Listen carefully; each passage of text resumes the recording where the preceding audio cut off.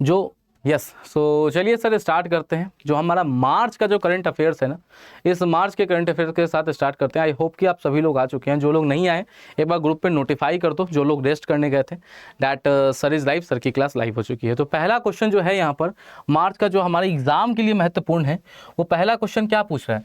वो पहला क्वेश्चन पूछ रहा है कि which of the following is a sub type of influenza A virus that cause bird flu. जी हाँ, यहाँ पर हमको देखने को मिल रहा है कि वो इनमें से वो कौन सा टाइप है ना, बर्ड फ्लू जो है ना, चाइना में काफ़ी ज़्यादा हमको चर्चा में देखने को मिल गया था अचानक से। हाँ जी सर, और उसका जो एक वेरिएंट है ना, वो वेरिएंट बहुत ज़्यादा खबरों में था। उसके वेरिएंट का यहाँ पर नाम पूछा जा रहा है कि सर उस वेरिएंट का नाम क्या है। पहला है H3N8 है, दूसरा है H2N7 है, तीसरा है H5N9 है, या चौथा है H1N3 है। तो याद रखो, बर्ड फ्लू का अगर आपसे पूछ दिया जाए वो कौन सा इन्फ्लुएंजा वायरस है जो यहाँ पर बर्ड फ्लू कॉज करता है सर, जो आपको बर्ड फ्लू कॉज करता है, तो वो वायरस का नाम क्या है? वो वायरस का नाम सर हमें H3N8 देखने को मिलता है। जी हाँ सर, वो वायरस कौन सी है सर? तो याद रखिएगा, उस जो वायरस है उस वायरस का नाम हमें सर H3N8 देखने को मिलता है। कौन सी वायरस है सर? उस वायरस का नाम सर हमें H3N8 क्या है? तो H3N8 यहाँ पर देखने को मिलता है। डन, काफी आसान लेवल का क्वेश्चन है। चलिए सर दूसरे क्वेश्चन की तरफ चलते हैं। दूसरा आर्टिकल जो है वो आपसे पूछ रहा है कैप्टिव एक इनिशिएटिव होता है जिसको हम कहते हैं कैप्टिव एम्प्लॉयमेंट। क्या सर? Captive employment. सर जी हाँ, मार्च 2024 की अगर हम बात करते हैं ना, तो ये कैप्टिव एम्प्लॉयमेंट ना काफ़ी ज़्यादा खबरों में हमको देखने को मिला था, और इसके लिए ना एक स्कीम भी आई। उस स्कीम का नाम क्या था? तो sir the captive employment initiative launched under which scheme to provide skill development and job opportunities for under privilege rural youth. जी हाँ, एक इनिशिएटिव यहाँ पर आपको सरकार के द्वारा लॉन्च किया गया, उसका नाम था कैप्टिव एम्प्लॉयमेंट इनिशिएटिव। सर पूछा गया है ये कौन से स्कीम के तहत इसको लॉन्च किया गया था। पहला है प्रधानमंत्री कौशल विकास योजना के तहत, दूसरा है राष्ट्रीय ग्रामीण आजीविका मिशन के तहत, दीनदयाल उपाध्याय ग्रामीण कौशल योजना के तहत, या महात्मा गांधी राष्ट्रीय ग्रामीण रोजगार गारंटी अधिनियम जिसको हम मनरेगा कहते हैं उसके थ्रू लॉन्च हुआ। तो याद रखना, अगर आपसे प्रश्न किया जाता है सर कैप्टिव एम्प्लॉयमेंट, सबसे पहला जो प्रश्न है थोड़ा सा ना चीज़ों को समझते जाते हैं, ठीक है। अगर आपसे पूछ दिया जाए सबसे पहले कि कैप्टिव एम्प्लॉयमेंट क्या होता है, तो जैसे मान लो कैप्टिव एम्प्लॉयमेंट में मैं पूछ रहा हूँ कि शिवम तुम कहाँ रह रहे हो, ठीक है सर। तो शिवम ने बोला मैं सर आपको मानो मैं लखनऊ में रहता हूँ। शिवम ने कहा सर कि मैं जो हूँ ना सर, शिवम कह रहा है कि सर मैं आपको लखनऊ में रहता हूँ, ठीक है। तो अब बात आ गई कि ये जो शिवम है ना सर, यहाँ पे जो आपको लखनऊ में रह रहा है, तो लखनऊ में शिवम को लखनऊ में हम असेस करेंगे कि जो इंडस्ट्रीज है उस इंडस्ट्रीज को कौन सा स्किल चाहिए, और वही स्किल क्या करेंगे हम शिवम को देंगे, और इन दोनों को क्या करेंगे, इन दोनों को हम क्या करेंगे, एक दूसरे से कनेक्ट करवा देंगे। यही क्या होता है, इसको हम कहते हैं कैप्टिव एम्प्लॉयमेंट। जहां पर आप रह रहे हैं वहां पर आपको स्किल देना कि सर वहां की जो इंडस्ट्री है उस इंडस्ट्री का जो डिमांड है उसको आप मैचअप कर पाए और आपको एक सस्टेन्ड एम्प्लॉयमेंट मिल पाए। सर ये जो योजना है, ये योजना किसके तहत चालू की गई है? तो ये चालू किया गया है दीनदयाल उपाध्याय ग्रामीण कौशल योजना के तहत लॉन्च किया गया। जी हाँ, ये जो कैप्टिव एम्प्लॉयमेंट इनिशिएटिव जो लॉन्च किया गया मार्च 2023 में, ये किस चीज के थ्रू लॉन्च किया गया? तो याद रखिएगा, ये आपको कहां के थ्रू लॉन्च किया गया है? तो ये लॉन्च किया गया है किसके थ्रू? ये लॉन्च किया गया दीनदयाल उपाध्याय ग्रामीण कौशल योजना के थ्रू। किसके थ्रू? दीनदयाल उपाध्याय ग्रामीण कौशल योजना के थ्रू क्या है? तो ग्रामीण कौशल योजना के थ्रू सर इसे लॉन्च किया गया। डन, क्लियर, लिखा गया। एक एक लाइन बस लिखते चलना कॉपी में, उससे ज़्यादा करने की जरूरत नहीं है। आ जाइए सर आगे चलते हैं अगले प्रश्न की तरफ, ठीक है। यहाँ पे दे दिया है मैंने, इसको पढ़ लेना। अभी मैं पढ़ने नहीं जा रहा हूँ क्योंकि आपको ज़्यादा मैक्सिमम नंबर ऑफ क्वेश्चन करवाने हैं, ठीक है। आ जाओ सर आगे बढ़ते हैं। अगला क्या कह रहा है? सारा कैप्टिव एम्प्लॉयमेंट के बारे में है सर, ठीक है। आ जाइए सर। हाँ, बहुत इंपॉर्टेंट है, आ सकता है सर। क्या बोला जा रहा है? पूछा गया है कि प्रत्येक वर्ष विश्व भर में अंतर्राष्ट्रीय शून्य अपशिष्ट दिवस कब मनाया जाता है sir? On which day is the international day of zero waste? जी हाँ, international day of zero waste जो है वो हर साल हमको कब मनाया जाता है? 30 मार्च को मनाया जाता है, 22 अप्रैल को मनाया जाता है, 5 जून को मनाया जाता है, या सर आपको 2 अक्टूबर को मनाया जाता है? जी हाँ, अगर हम बात करते हैं आपको अगर सर हम आपको बात करते हैं कि international day of zero waste के बारे में, जी हाँ, अगर एग्जाम में पूछ दिया जाए कि सर ये जो international day of zero waste है सर, जो हमारा international day of zero waste है, ये international day of zero waste हम कब मनाते हैं, तो याद रखना ये जो international day of zero waste है कब मनाया जाता है सर, तो 30 मार्च को मनाया जाता है। ठीक है सर, कब मनाया जाता है international day of zero waste, कब मनाया जाता है सर, तो याद रखिएगा international day of zero waste हमको 30 मार्च को मनाया जाता है। ठीक है, कब मनाया जाता है सर, तो ये हमको 30 मार्च को मनाया जाता है। आज के दिन का पहला हैशटैग छपने वाला प्रश्न, चलो आज के दिन का पहला छपने वाला प्रश्न, मतलब इंपॉर्टेंट तो दूसरे भी थे, हाँ जी सर, लेकिन इसके ऊपर जो है ना शक्यता थोड़ी सी ज़्यादा बढ़ती है कि ये वाला जो क्वेश्चन है वो एग्जाम में निश्चित तौर पर आ सकता है। कैसे आ सकता है, क्यों, क्योंकि यहाँ पे क्या दे रखा है सर, यहाँ पे दे रखा है first international quantum communication conclave. ठीक है सर, पहला इंटरनेशनल सर, पहला अंतर्राष्ट्रीय क्वांटम संचार सम्मेलन कहाँ आयोजित किया गया है सर, कहाँ आयोजित किया गया है और कब आयोजित किया गया है। पहला है 27 से 28 मार्च विज्ञान भवन नई दिल्ली में किया गया है, 25-26 मार्च को किया गया है नई दिल्ली में, 27-28 को नई दिल्ली में किया गया है या 26-27 को नई दिल्ली में किया गया है। तो सर याद रखना क्वेश्चन फ्रेमिंग में मेरे से थोड़ी दिक्कत हो गई है, ध्यान रखना अगर प्रश्न आता है आपको कि पहला अंतर्राष्ट्रीय क्वांटम सम्मेलन कहाँ हुआ है सर, तो याद रखना पहला अंतर्राष्ट्रीय जो क्वांटम सम्मेलन है, ये सम्मेलन सर हमें भारत में देखने को मिलता है। और भारत में इसका आयोजन कहाँ पर करवाया गया है सर, तो याद रखना भारत में जो इसका आयोजन है सर, इसका भारत में आयोजन नई दिल्ली में कराया गया है। कहाँ पर इसका आयोजन करवाया गया है सर, तो याद रखिएगा भारत में इसका आयोजन नई दिल्ली में क्या है सर, तो भारत में इसका जो आयोजन है वो सर आपको नई दिल्ली में करवाया गया है। कब, तो 27 से 28 मार्च विज्ञान भवन नई दिल्ली में हुआ है। ऑप्शन नंबर ए क्या होगा सर, ऑप्शन नंबर ए हमारे इस प्रश्न का राइट आंसर होगा। खैर एक चीज़ आई है हंसी वाली, ठीक है सर, दिखा तो नहीं सकता हूँ आप लोगों को, वरना दिखाता मैं, दिखाना कि आप लोग भी देख सकते हैं। कमेंट आया है बच्चा का, कोई एक बच्चा है वो कमेंट किया है कि सर पॉलिटी वाले सर को समझाइए कि वो ऐसे ऐसे करके ना घेर देते हैं, ठीक है, ऐसे ऐसे करके घेर देते हैं तो घेरने के कारण हमको कम दिखता है बाद में, ठीक है, तो उनको बोलिए कि थोड़ा सा गोल गोल नहीं करें और इस पर ध्यान दिया जाए, ये भी लिखा गया है। तो अब हम कोशिश करेंगे कि हम घेरे नहीं, हम लाइन खींचे, ठीक है, हम लाइन पारे, ठीक है, लंबा लंबा लाइन पारे और हम घेरे नहीं, ठीक है। चलो आगे बढ़ते हैं, coming to the next question now.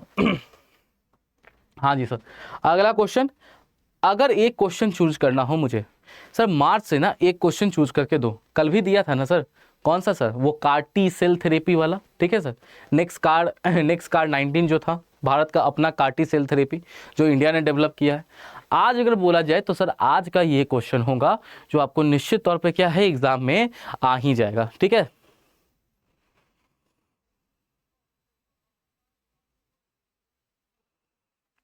क्या है सर, चलो पहला क्या है, बोला गया है what is the name of first cloned female calf of देसी ब्रीड गिर प्रोड्यूस्ड बाय एनडीआरआई, ठीक है, एनडीआरआई के द्वारा ये जो हमारा गिर नस्ल का जो गाय होता है ना सर, उसका हमने एक क्लोन तैयार किया है सर, पहला क्लोन हमने क्या किया है, तैयार किया है, और ये मादा क्लोन है, नर नहीं है सर, मादा यानी कि ना सर हमने गाय तैयार किया है, ठीक है, एक क्लोन्ड काफ हमने तैयार किया है, गाय तैयार किया है। बोला जा रहा है कि सर एक बात बताओ कि उस गाय का ना नाम क्या है सर, इस गाय को जो हमने तैयार किया है सर, इस गाय का नाम क्या है, यही है वो गाय आपको, ठीक है सर, इस गाय का जो नाम है सर, इस गाय का सर नाम क्या है, ठीक है सर, क्या नाम है,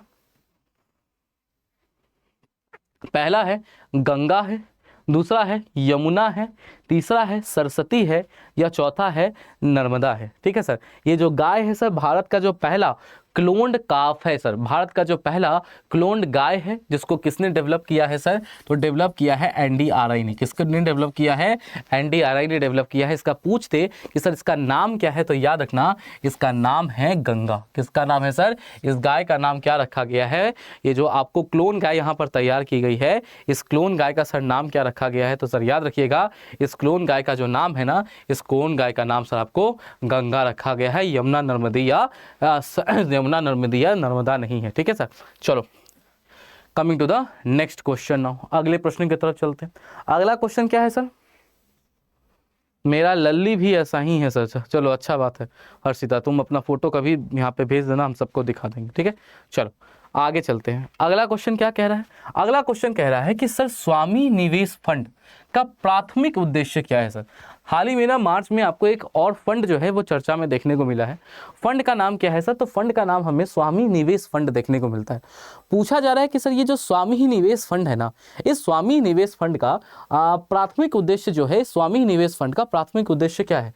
पहला है लग्जरी आवास परियोजनाओं के लिए धन प्रदान करना, लग्जरी आवास परियोजनाओं के लिए धन प्रदान करना। दूसरा है कृषि विकास का समर्थन करना, ठीक है, कृषि विकास का समर्थन करना।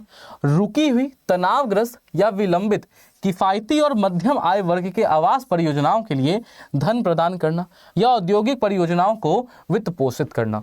तो याद रखो, अगर एग्जाम में आपको पूछ दिया जाए कि सर ये जो स्वामी फंड है सर, स्वामी फंड होता है सर, इस स्वामी फंड का जो उपयोग है, ठीक है सर, ये जो स्वामी फंड है सर, इस स्वामी फंड का जो उपयोग है इस किस चीज़ के लिए किया जाता है कि सर मान लो ना ये बंदा है ना, ये एक मध्यम वर्गीय परिवार का लड़का है, ठीक है, ये अपना घर बनवा रहा था। तो सर इसका ना अगर इस प्रकार का अगर कोई भी सर मिडिल क्लास फैमिली का घर है सर, उसका रोड कंस्ट्रक्शन, होम कंस्ट्रक्शन है और वो कहीं पर रुक जाता है, तो ऐसे कंडीशन में यहाँ ये स्वामी फंड से क्या है, उसको मदद मिल सकती है, जहाँ पर वो अपने आवास का जो निर्माण है वो पूरा करवा सके। क्या है? वो अपने आवास का जो निर्माण है सर, वो अपने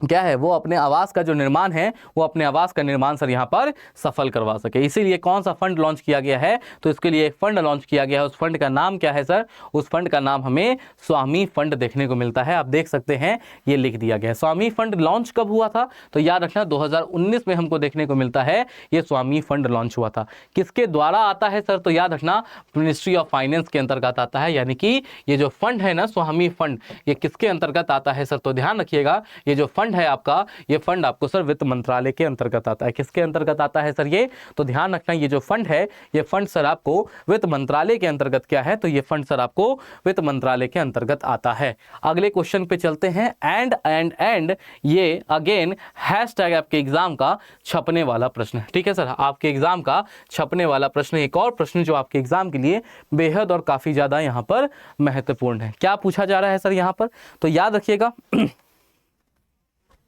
यहां पर आपसे पूछा जा रहा है कि कौन सी संस्था ने सिटीज प्रोग्राम के तहत शहरी जलवायु फिल्म महोत्सव का आयोजन किया है। सर ये बहुत इंपॉर्टेंट प्रश्न है, एग्जाम में आएगा सर, ठीक है सर। क्या पूछा जा रहा है सर? आपको ना भारत में हमको देखने को मिला है कि क्लाइमेट फिल्म फेस्टिवल जो है, इसका यहाँ पर हमको देखने को मिला है कि क्लाइमेट फिल्म फेस्टिवल यहाँ पर मनाया गया है। और किस प्रोग्राम के तहत मनाया गया है? तो सिटीज प्रोग्राम के तहत मनाया गया है। तो ये पूछा जा रहा है कि ये जो जलवायु फिल्म महोत्सव जो भारत में मनाया गया है मार्च के महीने में, सर ये किसके द्वारा मनाया गया है? पहला, ministry of environment, forest and climate change के द्वारा। दूसरा है national institute of urban affairs के द्वारा हुआ है सर। राष्ट्रीय शहरी आयोजन निदेशालय के द्वारा हुआ है। Indian council of agriculture research के द्वारा मनाया गया है, या नेशनल फिल्म डेवलपमेंट कॉर्पोरेशन के द्वारा मनाया गया है। तो याद रखना भारत का जलवायु, ठीक है सर, भारत का जलवायु फिल्म महोत्सव के बारे में अगर बात किया जाता है तो जलवायु फिल्म महोत्सव का आयोजन किसने करवाया है सर भारत में? तो याद रखना ये जो जलवायु फिल्म महोत्सव है, इसका जो आयोजन है ये किसने कराया है? तो ये करवाया है national institute of urban affairs ने। किसने करवाया है सर? जलवायु फिल्म महोत्सव जो है, इसका जो आयोजन है, इसका आयोजन सर किसने करवाया है? तो इसका आयोजन national institute of urban affairs ने करवाया है। किसने करवाया है? National institute of urban affairs ने क्या किया है? तो national institute of urban affairs ने यहाँ पर करवाया है, आप देख सकते हैं। अब बात आती है कि सर ये जो national institute of urban affairs है, ये किसके तहत आता है? तो ministry of housing and urban affairs के अंतर्गत आता है। और इसने सिटीज प्रोग्राम के तहत क्या है? तो सिटीज प्रोग्राम के तहत यहाँ पर आपको बेसिकली जो फिल्म फेस्टिवल है ना सर, जलवायु फिल्म महोत्सव है, उस जलवायु फिल्म महोत्सव को यहाँ पर आयोजन करवाया। अब मालूम है सर बात क्या आती है सर, ठीक है सर।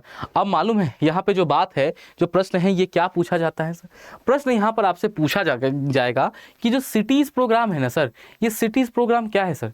तो याद रखना, cities programme aims to assist 12 smart cities in India implement innovation driven and sustainable urban infrastructure projects.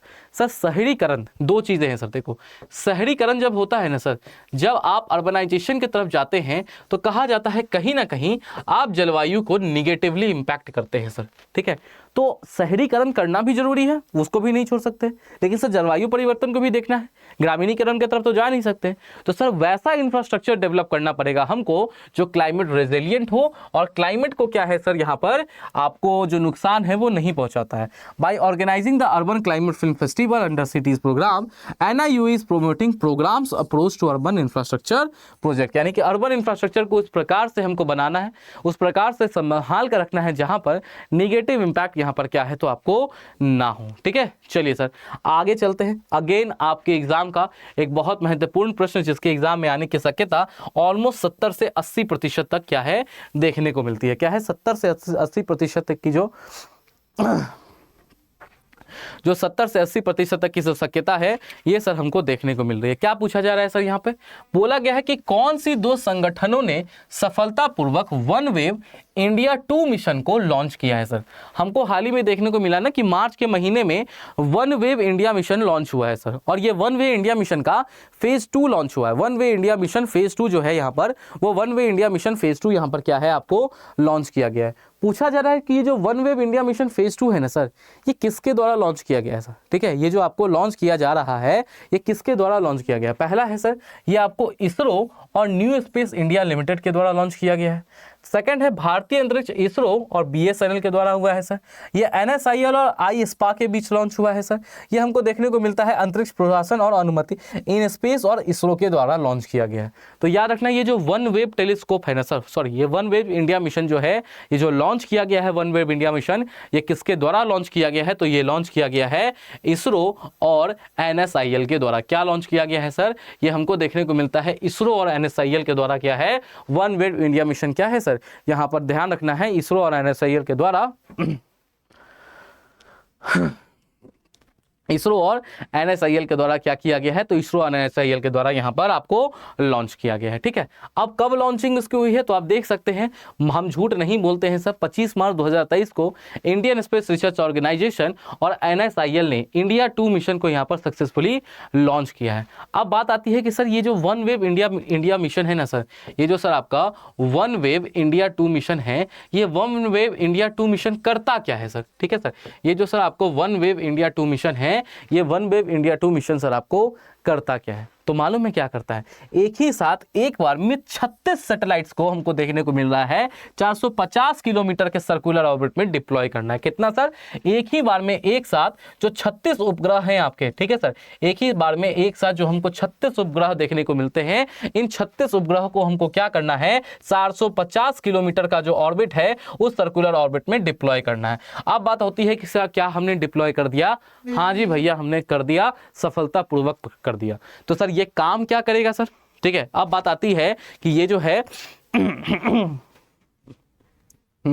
अब बात आती है कि सर ये ना ये आपको काम क्या करके देगा, तो मालूम है काम क्या करके देगा। अगर मैं बात करता हूँ क्या काम करेगा तो मैं बताता हूँ सर ये ना आपको क्या काम करेगा, क्या काम करेगा के ऊपर बात आते हैं ना, तो ये हम बोलते हैं ना जो सैटेलाइट बेस्ड इंटरनेट सर्विसेज, तो याद रखना ये सैटेलाइट बेस्ड इंटरनेट सर्विसेज प्रदान करने का क्या है यहाँ पर इसके थ्रू प्रयास किया जा रहा है। ठीक है, किस रॉकेट के थ्रू इसको लॉन्च किया गया है तो याद रखना LVM-3 रॉकेट के थ्रू लॉन्च किया गया है। याद रखना PSLV के थ्रू या GSLV के थ्रू इसकी लॉन्चिंग नहीं हुई है, इसकी लॉन्चिंग किसके थ्रू हुई है तो LMV-3 रॉकेट के थ्रू क्या है इसको लॉन्च किया गया है, जो भारत का आज तक का सबसे लार्जेस्ट सबसे बड़ा रॉकेट हमको देखने को मिलता है। क्या है, जो भारत का सबसे बड़ा रॉकेट देखने को मिलता है। ये करेगा क्या तो ये आपको ब्रॉडबैंड सर्विसेज जो है वो प्रदान करेगा। क्या है, जो सैटेलाइट ब्रॉडबैंड सर्विसेज है, ये सैटेलाइट ब्रॉडबैंड सर्विसेज प्रदान करता है जहां पे लैटेंसी जो है वो काफी ज्यादा कम होती है।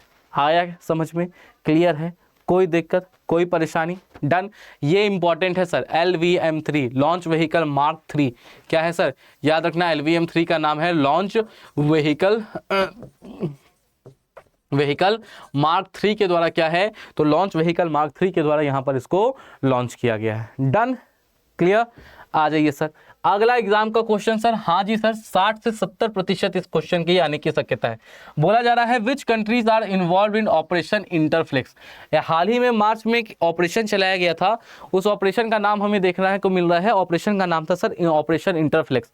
पूछा जा रहा है कि सर ये जो ऑपरेशन इंटरफ्लेक्स है ना पूछा जा रहा है सर ये जो ऑपरेशन इंटरफ्लेक्स है, ये ऑपरेशन इंटरफ्लेक्स में हमको कौन कौन सा देश शामिल है सर। पहला है सर यूके शामिल है, यूएसए शामिल था, यूके शामिल है और उसके साथ अन्य काफ़ी सारे देश शामिल हैं।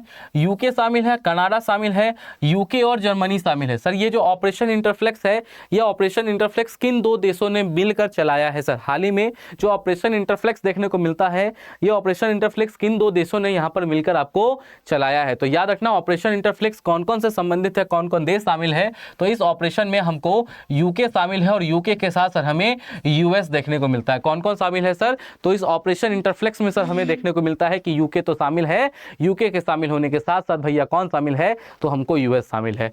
सर यूके और यूएस दोनों एक साथ मिलकर कोई काम कर रहे हैं। हाँ जी, क्या कर रहे हैं सर, तो काम था ना सर इन लोगों को मिलिट्री एड देना था। क्या चीज़ देना था सर, तो मिलिट्री एड देना था इनको सर, मिलिट्री सपोर्ट देनी थी सर, इन्हें मिलिट्री सपोर्ट देना था। किसको देना था, तो याद रखना ये मिलिट्री जो सपोर्ट है, ये मिलिट्री सपोर्ट इनको देना था यूक्रेन को। तो इन दोनों ने जो मिलकर मिलिट्री सपोर्ट दिया है अपने वायदे के तहत, उसी को हम क्या है एक ऑपरेशन का नाम दिया गया था, जहाँ पे मिशन मोड में काम हुआ, नाम था ऑपरेशन इंटरफ्लक्स। क्या नाम था सर, ऑपरेशन इंटरफ्लक्स। क्लियर है, क्लियर, डन, लिखा गया सभी के ऊपर। चलिए सर आगे बढ़ते हैं, coming to the next question. Again sir important है क्या, हाँ जी सर इंपॉर्टेंट है। लगभग 70 से 80% चांस है कि ये क्वेश्चन एग्जाम में आ जाएगा। देखो ये लिखने के लिए ना, खुद पढ़ाते वक्त लिखने के लिए जज्बा चाहिए होता है, कि ज़रूरी नहीं है कि 100 का 100% है क्वेश्चन आ ही जाएगा।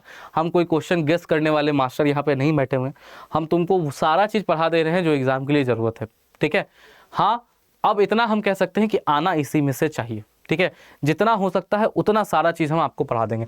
पहला क्या है कि कौन से दो संगठनों ने बार्क B1201, क्या है सर, बार्क का B1201, ठीक है, भारत की पहली क्या है सर, पहली, भारत की पहली, जहां भी पहली लग गया वो आपके एग्जाम के लिए क्या है सर,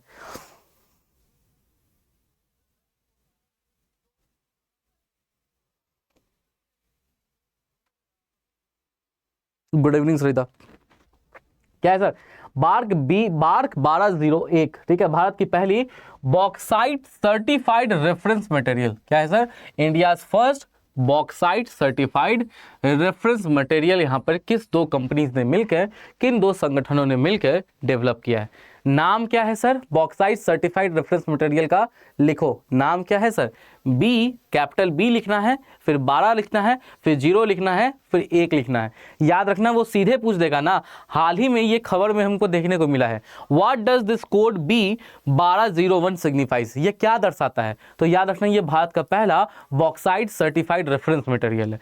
किन दो ऑर्गेनाइजेशन ने मिलकर बनाया है, तो याद रखना जो दो ऑर्गेनाइजेशन यहाँ पर हमको देखने को मिलता है वो कौन कौन है सर, तो याद रखना एक है सर आपको भाभा एटॉमिक रिसर्च सेंटर है सर, एक sir Bhabha atomic research centre है, और दूसरा कौन है सर, तो नेशनल एल्यूमिनियम कंपनी लिमिटेड है। यानी कि Bhabha atomic research centre plus NALCO ने मिलकर बॉक्साइट का, याद रखना बॉक्साइट का पहला रेफरेंस मटेरियल यहाँ पर क्या है, भारत का पहला रेफरेंस मटेरियल तैयार किया है, जिसका नाम है B1201। क्या है, B1201। अब आप मुझसे पूछोगे कि सर एक बात बताओ, ये जो रेफरेंस मटेरियल होता है इसका मतलब क्या होता है। सर रेफरेंस मटेरियल वो चीज़ होती है ना कि जिसके आधार पर ही अब आप दूसरे किसी चीज़ का आप रेफरेंस नापोगे, आप दूसरे किसी चीज़ की शुद्धता को नापोगे। तो यानी कि अब हमको मिल गया है कि सर ये जो बॉक्साइट है ना B1201, ये सबसे शुद्ध है, ये हमारा रेफरेंस मटेरियल है। तो दूसरा कोई भी बॉक्साइट और आप दोगे मुझे, तो मैं उसकी क्वालिटी को इसी के साथ कंपेयर करके क्या करूंगा, मेजर करूंगा। और भारत का जो पहला बॉक्साइट का रेफरेंस मटेरियल है, किन दो कंपनियों ने मिलकर किया, तो Bhabha atomic research centre plus NALCO ने किया। नाम क्या है, तो B1201 नाम देखने को मिलता है। नाम क्या है इसका, तो इसका नाम हमें सर क्या देखने को मिलता है, तो इसका नाम हमें सर B1201 देखने को मिलता है। डन, चलिए सर आगे बढ़ते हैं, coming to the next question. Now देखिए सर लिखा हुआ है, सारा चीज देख लेना। CRM क्या होता है, सर्टिफाइड रेफरेंस मटेरियल, एक सैंपल मटेरियल होता है that has been analysed and certified for its composition, purity and other important characteristic. It is used as a standard to compare other samples of the same material, ensuring that the results obtained from different laboratories are comparable और I would say are exactly of same nature। हाँ जी sir, अगले question की तरफ आते हैं sir. कितना है, आलू प्याज लहसुन नहीं आए हैं क्या, आ गए चलो। अरे छोड़ दो, आलू प्याज लहसुन, पढ़ने वाला बच्चा जो भी है, नाम लिखे हुए है लेकिन बच्चा पढ़ने वाला है, लगातार पढ़ रहा है। छोड़ो, मजाक बंद करो। चलो क्या है अगला है, अरावली ग्रीन वॉल परियोजना का मुख्य उद्देश्य क्या है? ठीक है, हाँ जी सर, कितना प्रतिशत चांस है सर? लिख लीजिए, 80 से 85% चांस है कि एक जो क्वेश्चन है एग्जाम में आ जाएगा। क्या है सर? अरावली ग्रीन वॉल जो परियोजना है वो हमें देखने को मिल रहा है, उसका मुख्य उद्देश्य क्या है? पहला है राजमार्गों के साथ पेड़ लगाना, यानी कि plant trees along the highways. दूसरा है to green the 5 kilometre buffer area under Aravalli hills range in the 4 states to create a wild life sanctuary और to build a green corridor for urban development. क्या है sir? अगर हम बात करते हैं, ठीक है सर, अगर हम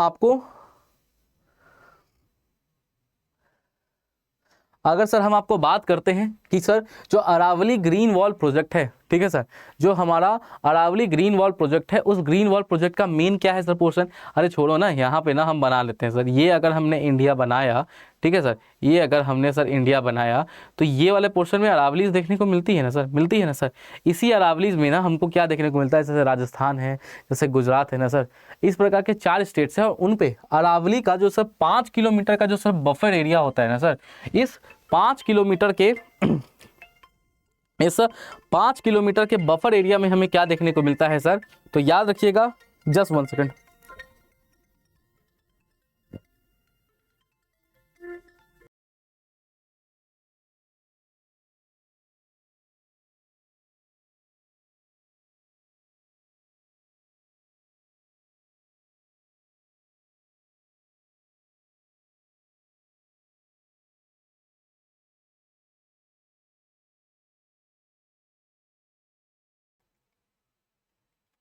चलिए सॉरी,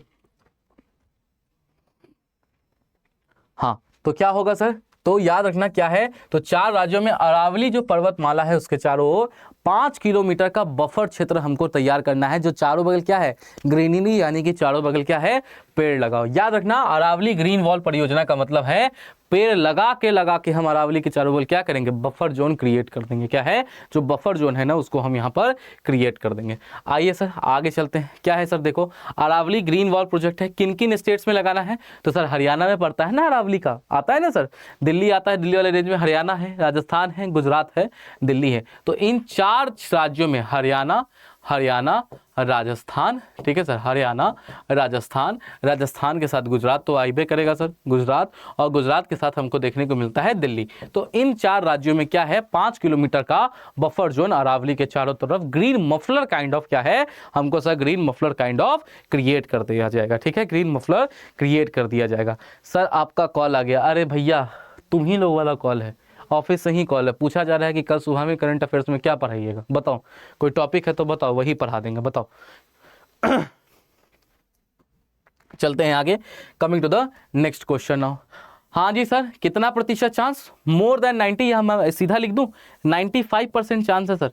लिख लो, आएगा सर, कॉपी में ना खोल के लिख लीजिए। यहाँ से जो प्रश्न है, ये प्रश्न आपको एग्जाम में निश्चित तौर पर हमको देखने को मिलता है कि बनेगा। प्रश्न पूछा जा रहा है क्या सर, कि कौन सी संस्था ने हाल ही में वैदिक हरिहार्थ पोर्टल को लॉन्च किया है सर? वैदिक हेरिटेज, ठीक है, हाल ही में सर हमको देखने को मिल रहा है कि भारत के अंदर ना वैदिक हेरिटेज पोर्टल जो है सर, आपका वैदिक हेरिटेज पोर्टल सर आपको हाल ही में लॉन्च हुआ है। क्या सर? वैदिक हेरिटेज पोर्टल जो है सर, वो हमको देखने को मिल रहा है सर, वैदिक हेरिटेज पोर्टल सर आपको हाल ही में लॉन्च हुआ है। बोला गया है कि सर ये वैदिक हेरिटेज पोर्टल को किसने लॉन्च किया है सर? मिनिस्ट्री ऑफ कल्चर ने किया है sir, Indira Gandhi national centre for arts ने किया है sir, national archives of India ने किया है, या आर्कोलॉजिकल सर्वे ऑफ इंडिया ने किया है सर, संस्कृति मंत्रालय ने किया है, इंदिरा गांधी राष्ट्रीय कला केंद्र ने किया है, राष्ट्रीय आर्काइव्स ऑफ इंडिया ने किया है, या भारतीय पुरातत्व सर्वेक्षण ने किया है? किसने किया है सर? ये जो आपको वैदिक हेरिटेज जो पोर्टल लॉन्च हो रहा है सर, ठीक है सर, यहाँ पर हमको देखने को मिल रहा है कि सर ये जो वैदिक हेरिटेज पोर्टल जो आपको यहाँ पर लॉन्च हो रहा है, ये वैदिक हेरिटेज पोर्टल को यहाँ पर किसने लॉन्च किया है सर? तो याद रखना, ये वैदिक हेरिटेज पोर्टल किसके द्वारा लॉन्च किया गया है? तो याद रखना, ये आपको किसके द्वारा लॉन्च किया गया सर? तो Indira Gandhi national centre for arts. लिखो सर, किसके द्वारा लॉन्च किया गया है? वैदिक हेरिटेज पोर्टल लिखा, लॉन्च किया गया है Indira Gandhi national heritage centre for arts. किसके लिए द्वारा लॉन्च किया गया है? तो Indira Gandhi national Indira Gandhi national heritage centre for arts के द्वारा क्या है, तो Indira Gandhi national heritage centre for arts के द्वारा यहाँ पर क्या है इसे, तो यहाँ पर इसे लॉन्च किया गया है। ठीक है, अब बात आती है कि सर ये जो वैदिक हेरिटेज पोर्टल है, ठीक है, ये वैदिक हेरिटेज पोर्टल क्या करेगा। देखो सर, मेरे पे भरोसा नहीं होता, इसलिए हम तुम लोगों के लिए ला के भी दे दिए। Indira Gandhi national centre for arts ने क्या किया है, लॉन्च किया है सर, क्या, तो वैदिक हेरिटेज पोर्टल।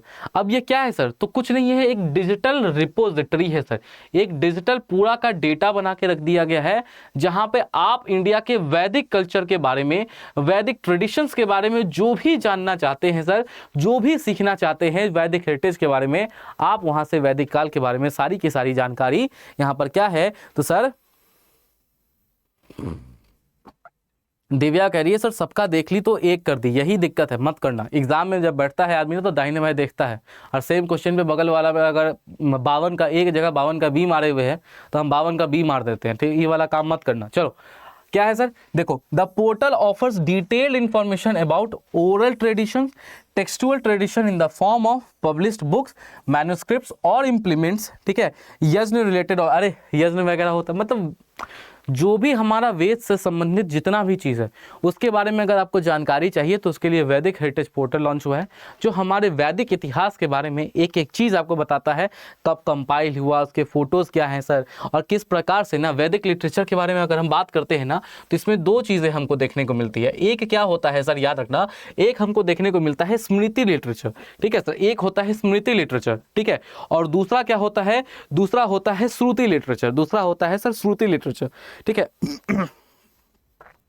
जो बात होता है ना श्रुति, श्रुत का मतलब होता है बोलना, और ये जो सर बात है ना कि सर बाद में हमने क्या किया सर, हमने तो लिख दिया सर, हमने क्या किया, लिख दिया। तो आज के डेट में हम जैसे लिख के आपको पीडीएफ में दे रहे हैं, दिस इज व्हाट सर, ये लिखा हुआ लिटरेचर है। लेकिन सर शुरुआत में वेद का कंपाइलेशन कब हुआ, तो सर कहीं ना कहीं गुप्ता एज के आसपास जाके वेद का कंपाइलेशन होता है सर। तो फिर तब तक वेद कैसे पास ऑन हुए सर, तो याद रखना वो जनरेशन टू जनरेशन ना ओरली ट्रांसफर किए गए हैं लोगों को बता के। तो ये कैसे हुआ, एक काइंड ऑफ एन अनकॉमन चीज, ये सारी चीजों को क्या है, तो जो वैदिक हेरिटेज पोर्टल है ये आपका बताता है। ठीक है सर, चलिए अगले क्वेश्चन की तरफ आते हैं। अगला कह रहा है कि उत्तर कोरिया की नई नाभिकीय नौकरी ड्रोन का नाम क्या है जिसने अंतरराष्ट्रीय रुक जाओ इधर आ जाओ। What is the name of North Korea new nuclear underwater submarine that has caused concern for the international community? मालूम है हम बनाते हैं ना न्यूक्लियर वेपन्स बनाते हैं, वो ऐसे निकलेगा आसमान के ऊपर जाएगा। अभी क्या है सर, अभी देखने को मिला कि सर रसिया ने भी अपनी नई न्यूक्लियर डॉक्ट्रिन लागू की, जहां पे रसिया कह रहा है लोगों को कि अगर तुम ऐसा कोई भी काम करोगे, तुम कोalition भी बनाओगे, ठीक है, जो कि रसिया के इंटरेस्ट के अगेंस्ट जाएगा, तो हम बम मार के धुआं कर देंगे। सर उसका बम तो फिर भी आपको आसमान में नजर आएगा कि बम आ रहा है। ठीक है, एक हाइपोथेटिकली सिचुएशन दे, नॉर्थ कोरिया ने आपको जो सर अंडर वाटर सबमेरीन में ना, under water submarine nuclear drone यहाँ पे उन्होंने स्थापित कर लिया है सर, विकसित कर लिया है। बोला गया है कि सर उस ड्रोन का नाम क्या है, न्यूक्लियर ड्रोन का नाम क्या है जो कि पानी के अंदर रह के परमाणु हमला कर सकती है। पहला है हेल नाम है, दूसरा है सुनामी नाम है, तीसरा है पोसेडन नाम है, या तीसरा है, चौथा है लेवियाथन नाम है। तो याद रखना ये जो नॉर्थ कोरिया की अंडर वाटर न्यूक्लियर ड्रोन उन्होंने स्थापित की है, ये न्यूक्लियर ड्रोन का नाम क्या है सर, तो उनके न्यूक्लियर ड्रोन का नाम है हाइल नाम है। क्या नाम है सर, हाइल नाम है। क्या नाम है सर इसका, तो याद रखना हाइल नाम है किसका, तो न्यूक्लियर ड्रोन का नाम हमें सर हाइल देखने को मिलता है। ठीक है सर, क्या है, हाइल देखने को मिलता है। ठीक है, चलिए सर आगे ऊपर चलते हैं। हाँ जी सर, बहुत इंपॉर्टेंट है, आ सकता है। What is the name of real time performance monitoring dashboard launch by the ministry of port shipping and waterways. ठीक है सर, हमको देखने को मिल रहा है sir ministry of port shipping and waterways मंत्रालय के द्वारा लॉन्च किया गया वास्तविक समय पर प्रदर्शन निगरानी करने वाला डैशबोर्ड का नाम क्या है सर।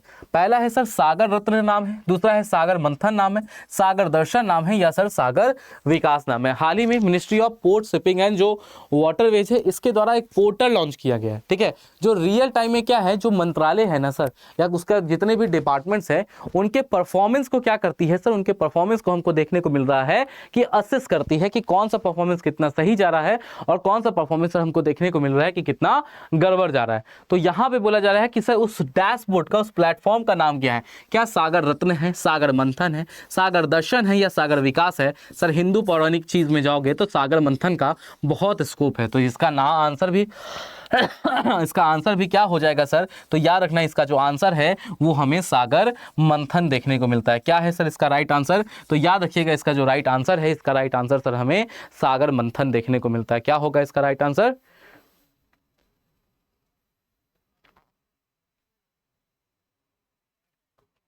अभी बैच चालू होगी बेटा वेद, अभी बैच चालू होगी, ठीक है सर, अभी बैच हमारी चालू होगी, ठीक है। आपको ज़्यादा दिक्कत है, सुनो सुनो सुनो, @ polity by Aman Verma sir, ठीक है sir, polity by Aman Verma sir, ठीक है। इस ग्रुप को ज्वाइन करो, मुझे पिन कर दो, ठीक है, मैं सीधा बात करके आपको सारी जानकारी दे दूंगा, पर्सनली दे दूंगा, ठीक है। डन, कोई दिक्कत नहीं है, मेरी मेंटरशिप चाहिए, कंसर्न है, मैं हूं, मैं दिलवा दूंगा। डन, बैच चालू होगा, सब क्लियर हो जाएगा। डन डन डन, चलिए आगे बढ़ते हैं, कमिंग टू द नेक्स्ट को ऑप्शन नाउ। हाँ जी सर, आप देख सकते हैं कौन सा है sir, real time performance monitoring dashboard launch किया है, नाम क्या है उसका, सागर मंथन है। डिजिटल प्लेटफॉर्म है, design to have all integrated data related ministry and other subsidiaries. The platform was developed in house by the union ministry, it was completed efficiency in the last 1.5 months. Done, हाँ हाँ 71 के लिए, 71 के लिए दिव्या, 71 के लिए, 70 के लिए अभी नहीं है सर, 70 के लिए मेंस का बैच आएगा, अभी मत लेना 70 वाले, ठीक है, 70 वाले अभी मत लेना, 71 के लिए, ठीक है। अब देखो ये भी बोलने के लिए है, खुला बोल रहा हूँ, 71 के लिए है, और 70 BPSC जो मेंस होगा ना उसके लिए, अभी 4 दिन के पहले बैच लेकर क्या करोगे, अभी उसके लिए नहीं है, ठीक है। चलिए आगे बढ़ते हैं, coming to the next question now. हाँ जी सर, आप देख सकते हैं सारी जानकारी मैंने लिख दी है कि सागर मंथन क्या क्या है सर, नहीं करता है, आ जाओ। हाँ जी सर, अगले क्वेश्चन पे चलते हैं। क्या सर इस क्वेश्चन के आने का शक्यता है सर, हाँ जी सर, नहीं है सर, कितना है सर, तो लगभग 80 से 90% चांस है कि ये क्वेश्चन आपको रियल एग्जामिनेशन में दिख जाएगा। पूछा गया है कि राष्ट्रीय फसल बीमा पोर्टल ने नई दिल्ली भारत में लॉन्च किया गया डिजिटाइज्ड क्लाइम सेटलमेंट मॉड्यूल का नाम क्या है सर। अरे कुछ नहीं सर, प्रधानमंत्री फसल बीमा योजना याद है सर, प्रधानमंत्री, ठीक है सर, प्रधानमंत्री फसल बीमा योजना याद है सर, प्रधानमंत्री फसल बीमा योजना याद है, हाँ कि ना सर। इसके थ्रू क्या होता है सर कि अगर आपका फसल बर्बाद हो गया नेचुरल डिजास्टर के थ्रू, तो हम आपको क्या है, इंश्योरेंस करवा लीजिए फसल का, हम आपको पैसा देंगे, यही ना होता है, यस और नो, ये है सीन की नहीं है सर। हाँ जी सर, ये सीन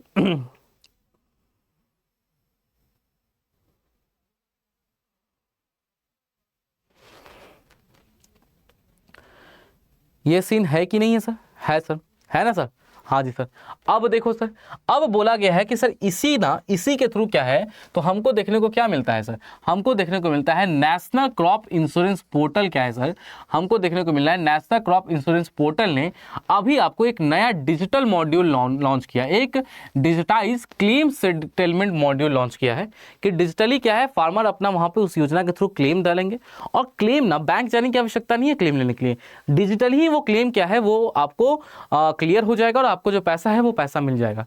तो सर इस इनिशिएटिव का नाम क्या है, डीजी इंश्योरेंस नाम है, डीजी क्लेम नाम है, क्रॉप सिक्योर नाम है, या एग्री क्लेम नाम है। याद रखना इसका जो नाम है, इसका नाम हमें सर डीजी क्लेम देखने को मिलता है। क्या नाम है सर इसका, तो याद रखना इसके थ्रू जो हमको क्लेम सेटलमेंट मॉड्यूल लॉन्च किया गया है sir, digital claim settlement module, यो प्रधानमंत्री फसल बीमा योजना के जरिए यहाँ पे लॉन्च किया गया है डिजिटल क्लेम सेटलमेंट, उसका नाम क्या है सर, तो याद रखिएगा उसका नाम सर हमें डीजी क्लेम देखने को मिलता है। क्या है सर उसका नाम, तो ध्यान रखिएगा इसका जो नाम है, इसका नाम सर हमें डीजी क्लेम देखने को मिलता है। क्या नाम है सर इसका, तो ध्यान रखिएगा इसका जो नाम है, ये नाम सर हमें डीजी क्लेम देखने को मिलता है। किसके द्वारा लॉन्च किया गया है सर, तो याद रखिएगा किसके द्वारा लॉन्च किया गया है, तो ये लॉन्च किसके द्वारा किया गया है, तो ये लॉन्च किया गया है आपको नेशनल क्रॉप इंश्योरेंस पोर्टल के द्वारा लॉन्च किया गया। किसके द्वारा लॉन्च किया गया है? Union minister of agriculture Narendra Singh Tomar launch national crop insurance portals digitise claim settlement module. ठीक है, नेशनल क्रॉप इंश्योरेंस पोर्टल के अंतर्गत यहाँ पर लॉन्च हुआ है क्या? तो डिजिटाइज क्लेम सेटलमेंट मॉड्यूल। उसका नाम क्या है? तो सर इसका नाम हमें सर क्या देखने को मिलता है? तो उसका नाम डिजी क्लेम देखने को मिलता है। ठीक है, चलिए सर आगे बढ़ते हैं। Coming to the next question now, अगले क्वेश्चन की तरफ चलते हैं। इंपॉर्टेंट है, हाँ जी सर बहुत इंपॉर्टेंट है। इस प्रकार के इंडेक्सेस के ऊपर प्रश्न हमको देखने को मिलते हैं कि इंडेक्सेस के ऊपर ना प्रश्न आपको एग्जाम में आ जाते हैं। पूछा जा रहा है क्या सर?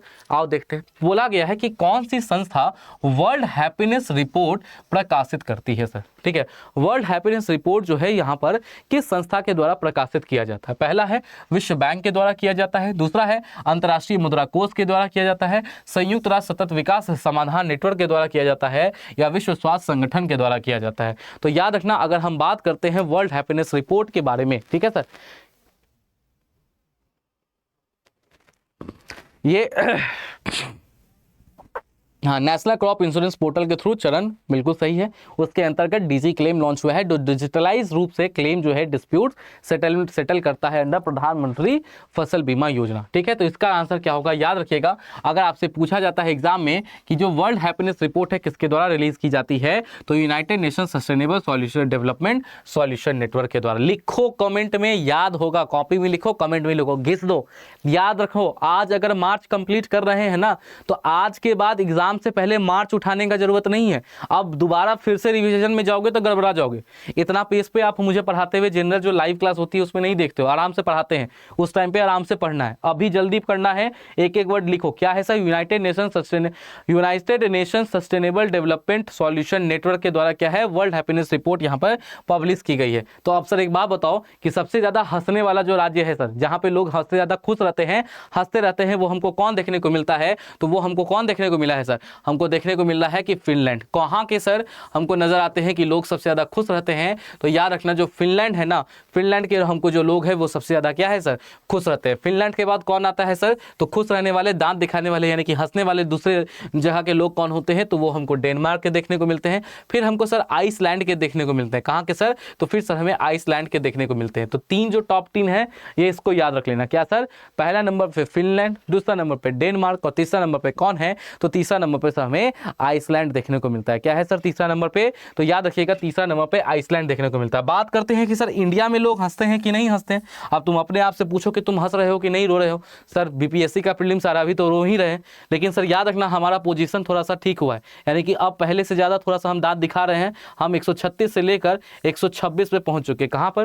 पहले हमारा जो स्थान था वो 136 देखने को मिलता था, अब ये स्थान हमें 136 से ऊपर बढ़कर 126 पे हो गया। तो हमारी रैंकिंग कितनी आई है सर? तो याद रखना इंडिया की रैंकिंग 126 आई है, यानी कि फिनलैंड और डेनमार्क के मुकाबले में हम काफी रो रहे हैं, लेकिन पहले के मुताबिक हम थोड़ा सा हंस भी रहे हैं। क्लियर है सबको?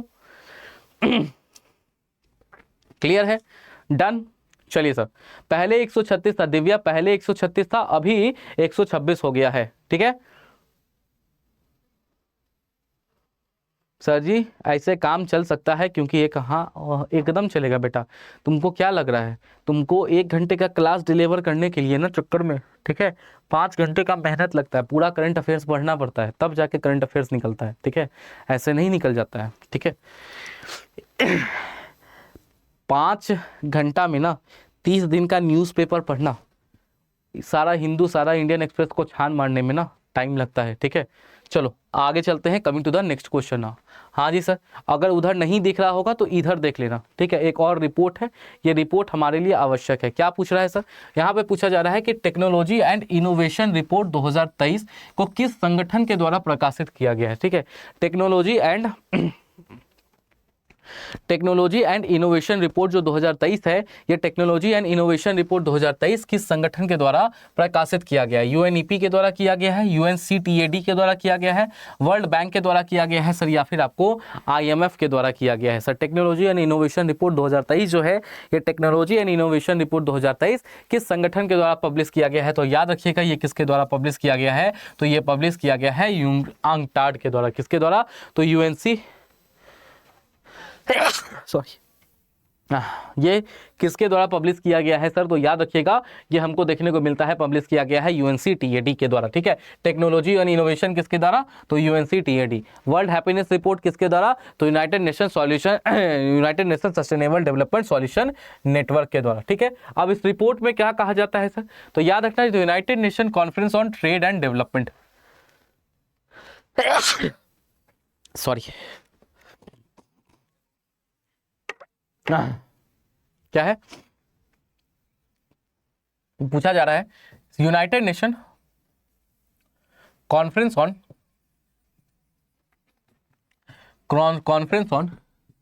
ट्रेड एंड डेवलपमेंट क्या रिलीज करता है सर?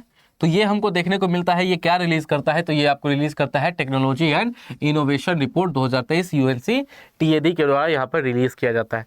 क्या कहता है? Has warned that green technology such as artificial intelligence, ठीक है, internet of things and electric vehicles में deepen the global economic inequality. इन्होंने क्या कहा है? इन्होंने क्या कहा है कि आज के दौर पे जो हमको नई नई टेक्नोलॉजीज देखने को मिल रहा है ना, जैसे AI आ रहा है सर, जिस प्रकार से इंटरनेट ऑफ थिंग्स आ रहा है, जिस प्रकार से हम इलेक्ट्रिक व्हीकल्स की तरफ जा रहे हैं, ये कह रहा है कि हमारा जो इंटरनेट डिवाइड है ना, कहीं ना कहीं जो हमको देखने को मिल रहा है, जो इनइक्वालिटी है ना, जो डिजिटल इनइक्वालिटी है, वो इन चीज़ों को क्या करेगा, खास तौर पे इन चीज़ों को यहाँ पर ये क्या करेगा, और भी ज़्यादा बढ़ा देगा, ठीक है। चलिए सर आगे बढ़ते हैं। Coming to the next question now. हाँ जी सर, फिर से एक नया रिपोर्ट है सर। जानबूझ के मैंने रिपोर्ट के सारे सेगमेंट्स को एक जगह कर दिया है सो दैट जो आंसर है वो आंसर आपको मिल पाए। क्या है सर? बोला गया है कि टेक्नोलॉजी एंड इनोवेशन, एक मिनट रुको, इधर देखना गड़बड़ से हो गया, आ जाओ। Which organization release the triple threat report, ठीक है सर। एक और रिपोर्ट है, उस रिपोर्ट का नाम है ट्रिपल थ्रेट रिपोर्ट। ये जो ट्रिपल थ्रेट रिपोर्ट है ये आपको किस संस्था के द्वारा यहाँ पर रिलीज किया गया है? WHO के द्वारा रिलीज किया गया है, यूनाइटेड नेशन चिल्ड्रन फंड के द्वारा, यूनिसेफ के द्वारा रिलीज किया गया है, इंटरनेशनल रेड क्रॉस ऑर्गेनाइजेशन के द्वारा किया गया है, या फिर सर आपको वर्ल्ड बैंक के द्वारा किया गया? किसके द्वारा किया गया? ये जो ट्रिपल थ्रेट रिपोर्ट है, ठीक है, ये जो सर आपका ट्रिपल थ्रेट रिपोर्ट है सर, ये ट्रिपल थ्रेट रिपोर्ट आपको किसके द्वारा यहाँ पर रिलीज किया गया? तो याद रखना, अगर हम बात करते हैं ट्रिपल थ्रेट रिपोर्ट के बारे में सर, अगर हम बात करते हैं आपको ट्रिपल थ्रेट रिपोर्ट के बारे में, तो ट्रिपल थ्रेट रिपोर्ट किसके द्वारा पब्लिश किया गया है सर? तो याद रखना ये पब्लिश किया गया है आपको यूनिसेफ के द्वारा, ठीक है सर। किसके द्वारा ट्रिपल थ्रेट रिपोर्ट पब्लिश किया गया है सर? तो ध्यान रखिएगा, ये जो आपका ट्रिपल थ्रेट रिपोर्ट है, ये ट्रिपल थ्रेट रिपोर्ट सर आपको यूनिसेफ के द्वारा क्या है? तो यहाँ पर ध्यान रखना है कि sir triple threat report sir आपको यूनिसेफ के द्वारा यहाँ पर क्या है? रिलीज किया गया है। अब बात आती है कि सर ये जो ट्रिपल थ्रेट रिपोर्ट है ये क्या कहता है सर? ये कहता है ना तीन चीजें। पहला क्या है सर? वो पहला हमको देखने को मिलता है वाटर। दूसरा क्या है सर? Sanitation, water. दूसरा है सर सैनिटेशन, ठीक है। और तीसरा क्या देखने को मिलता है? हाइजीन। तीसरा क्या है सर? तीसरा हमको देखने को मिलता है हाइजीन। ये जो ट्राइंगल है ना सर, ये क्या कहता है? ये हमको तीन प्रकार के थ्रेट देखने को मिलते हैं। The report triple threat reveals lack of monitoring of water, sanitation and hygiene related programs, projects and policies in a third of our developing nation is causing the problem। क्या है सर?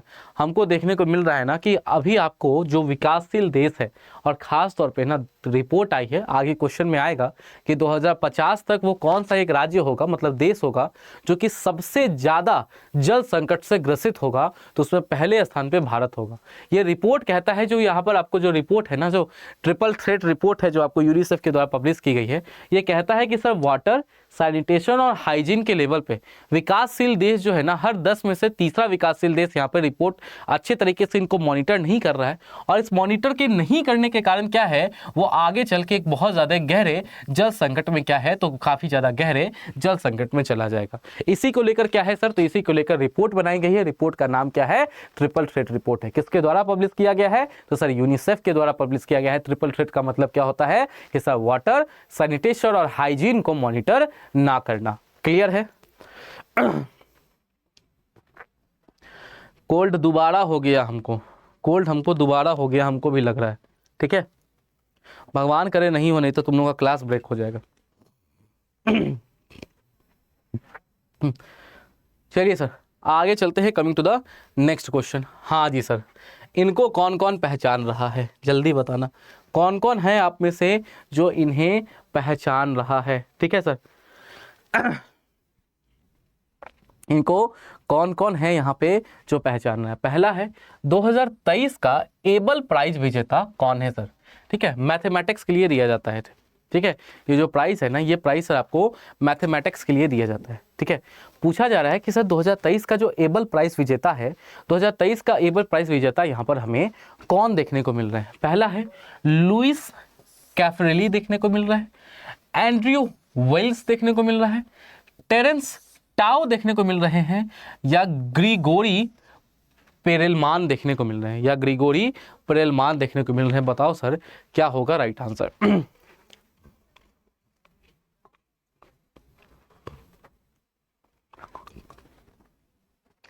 बताइए साहब क्या होगा इस प्रश्न का राइट आंसर? तो याद रखना अगर हम बात करते हैं एबल प्राइज विजेता 2023 का, तो एबल प्राइज विजेता 2023 के कौन है? तो ये हैं, क्या है सर? इनका नाम बता दीजिए। तो नाम इनका लुइस कैफरेली है। क्या है सर? 2023 के जो एबल प्राइज विजेता है, 2023 के जो एबल प्राइज विजेता है उनका नाम क्या है? तो 2023 के एबल प्राइज विजेता का नाम हमें लुइस कैफरेली देखने को मिलता है। क्या है सर? 2023 के हमको जो विजेता है, आपको जो मैथमेटिशियन के तौर पर विजेता मिला है एबल प्राइज का, वो कौन है? तो लुइस कैफरेली यहाँ पर हमको देखने को मिलते हैं। चलिए सर अगले प्रश्न की तरफ चलते हैं। अगला प्रश्न यहाँ पर क्या कह रहा है सर हमसे? तो याद रखिएगा अगला प्रश्न क्या कह रहा है सर? अगला प्रश्न कह रहा है कि गड़बड़ हो गया, मेरे से गड़बड़ हुआ है, सॉरी। अंग्रेजी वाला क्वेश्चन देख लीजिएगा, मैं पीडीएफ में थोड़ा सा देखूंगा, ठीक कर दूंगा। जिन लोगों के पास पीडीएफ नहीं जा रही है सर, कुछ लोगों का कंसर्न आया है कि आप पीडीएफ नहीं देते हैं, हम पीडीएफ देते हैं, आप ना ग्रुप में ऐड नहीं हुए हैं। Polity by Aman Verma sir, ठीक है सर, ये हमारा मेन ऑफिशियल टेलीग्राम ग्रुप है sir, polity by Aman Verma sir. ठीक है, हमारा मेन ऑफिशियल टेलीग्राम ग्रुप है polity by Aman Verma sir. आप सभी लोगों से गुजारिश है इस ग्रुप को ज्वाइन कर लीजिए। ठीक है, इस ग्रुप को ज्वाइन कर लीजिए, इस ग्रुप पे नोटिफिकेशन आता है, मेरे से कुछ पूछना हो, कोई प्रश्न हो, वो भी इसी ग्रुप पे आप कर सकते हैं। और उसी के साथ क्लास का पीडीएफ जो है ना सर, जो क्या बहुत इंपॉर्टेंट होता है, वो सब कुछ यहीं पे मिलता है। ठीक है, अब देखो सर क्वेश्चन पे आते हैं। हु लॉन्च द मुख्यमंत्री विकास वृक्ष संपदा योजना? मुख्यमंत्री वृक्ष संपदा योजना जो है वो किसके द्वारा लॉन्च किया गया है सर? आइए सर, पहला है नरेंद्र मोदी के द्वारा लॉन्च किया गया है सर, भूपेश बाघेल के द्वारा लॉन्च किया गया है, रामनाथ कोविंद के द्वारा यह लॉन्च किया गया है, या अनुसुईया यूके के द्वारा लॉन्च किया गया है? याद रखना ये किसके द्वारा लॉन्च किया गया है? तो ध्यान रखना भूपेश बघेल के द्वारा क्या है सर? तो यहाँ पर लॉन्च किया गया। बेसिकली क्या होता है ये वृक्ष संपदा योजना में?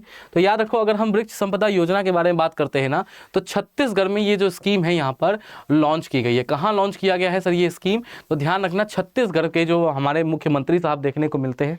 ठीक है sir,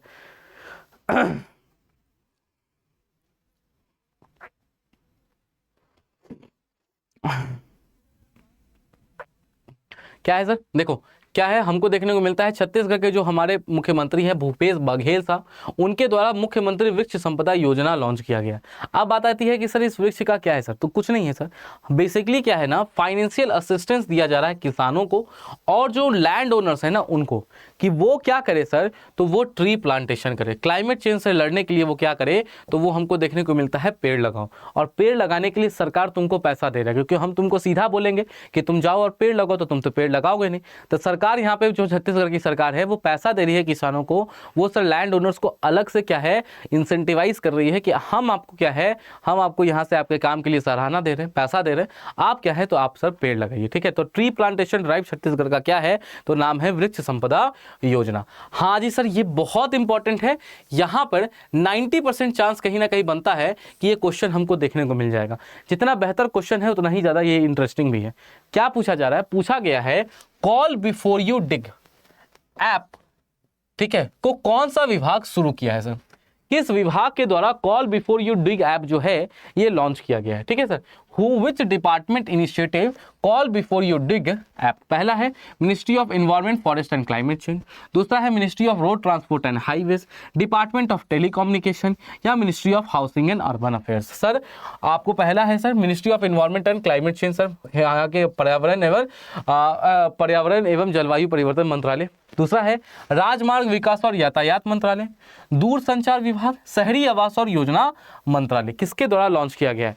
call before you dig app किसके द्वारा जानते हो सर? इसका उद्घाटन भी किसके द्वारा किया गया है? क्यों इंपॉर्टेंट है? क्योंकि इसका ना उद्घाटन हमारे प्रधानमंत्री नरेंद्र मोदी साहब ने खुद किया है सर। इस ऐप का उद्घाटन जो है उन्होंने खुद किया है। नाम क्या है? कॉल बिफोर यू डिग। किस ऐप ने, किसने लॉन्च किया है? तो याद रखना, डिपार्टमेंट ऑफ टेलीकम्युनिकेशन के द्वारा क्या है सर? तो ध्यान रखिएगा, डिपार्टमेंट ऑफ टेलीकम्युनिकेशन के द्वारा क्या है? तो डिपार्टमेंट ऑफ टेलीकम्युनिकेशन के द्वारा क्या है सर यहाँ पे? तो डिपार्टमेंट ऑफ टेलीकम्युनिकेशन के द्वारा इसे यहाँ पर लॉन्च किया गया। क्या है सर? डिपार्टमेंट ऑफ टेलीकम्युनिकेशन के द्वारा यहाँ पर लॉन्च किया गया है। अब मालूम है सर इस ऐप का काम क्या है? बहुत बेहतरीन ऐप है।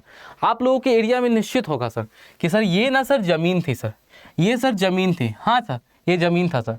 और इस जमीन के नीचे ना हमको देखने को मिलता है ना कि सर सीवर की लाइन थी ना, वो हमको देखने को मिल रहा है सर। सीवर की लाइन छोड़ो सर, यहाँ पे हमको वाटर का पाइपलाइन देखने को मिल रहा है सर, ठीक है। या फिर हमको देखने को मिल रहा है कि यहाँ पे ना उसके नीचे ना सर यहाँ पे ना ऑप्टिकल फाइबर गया हुआ था, ब्रॉडबैंड कनेक्शन का यहाँ पे जो लाइन था वो गया हुआ था। या टेलीफोन वायर का जो लाइन है ना सर, यहाँ पे देखने को मिलता है टेलीफोन वायर का लाइन गया हुआ था, ठीक है सर।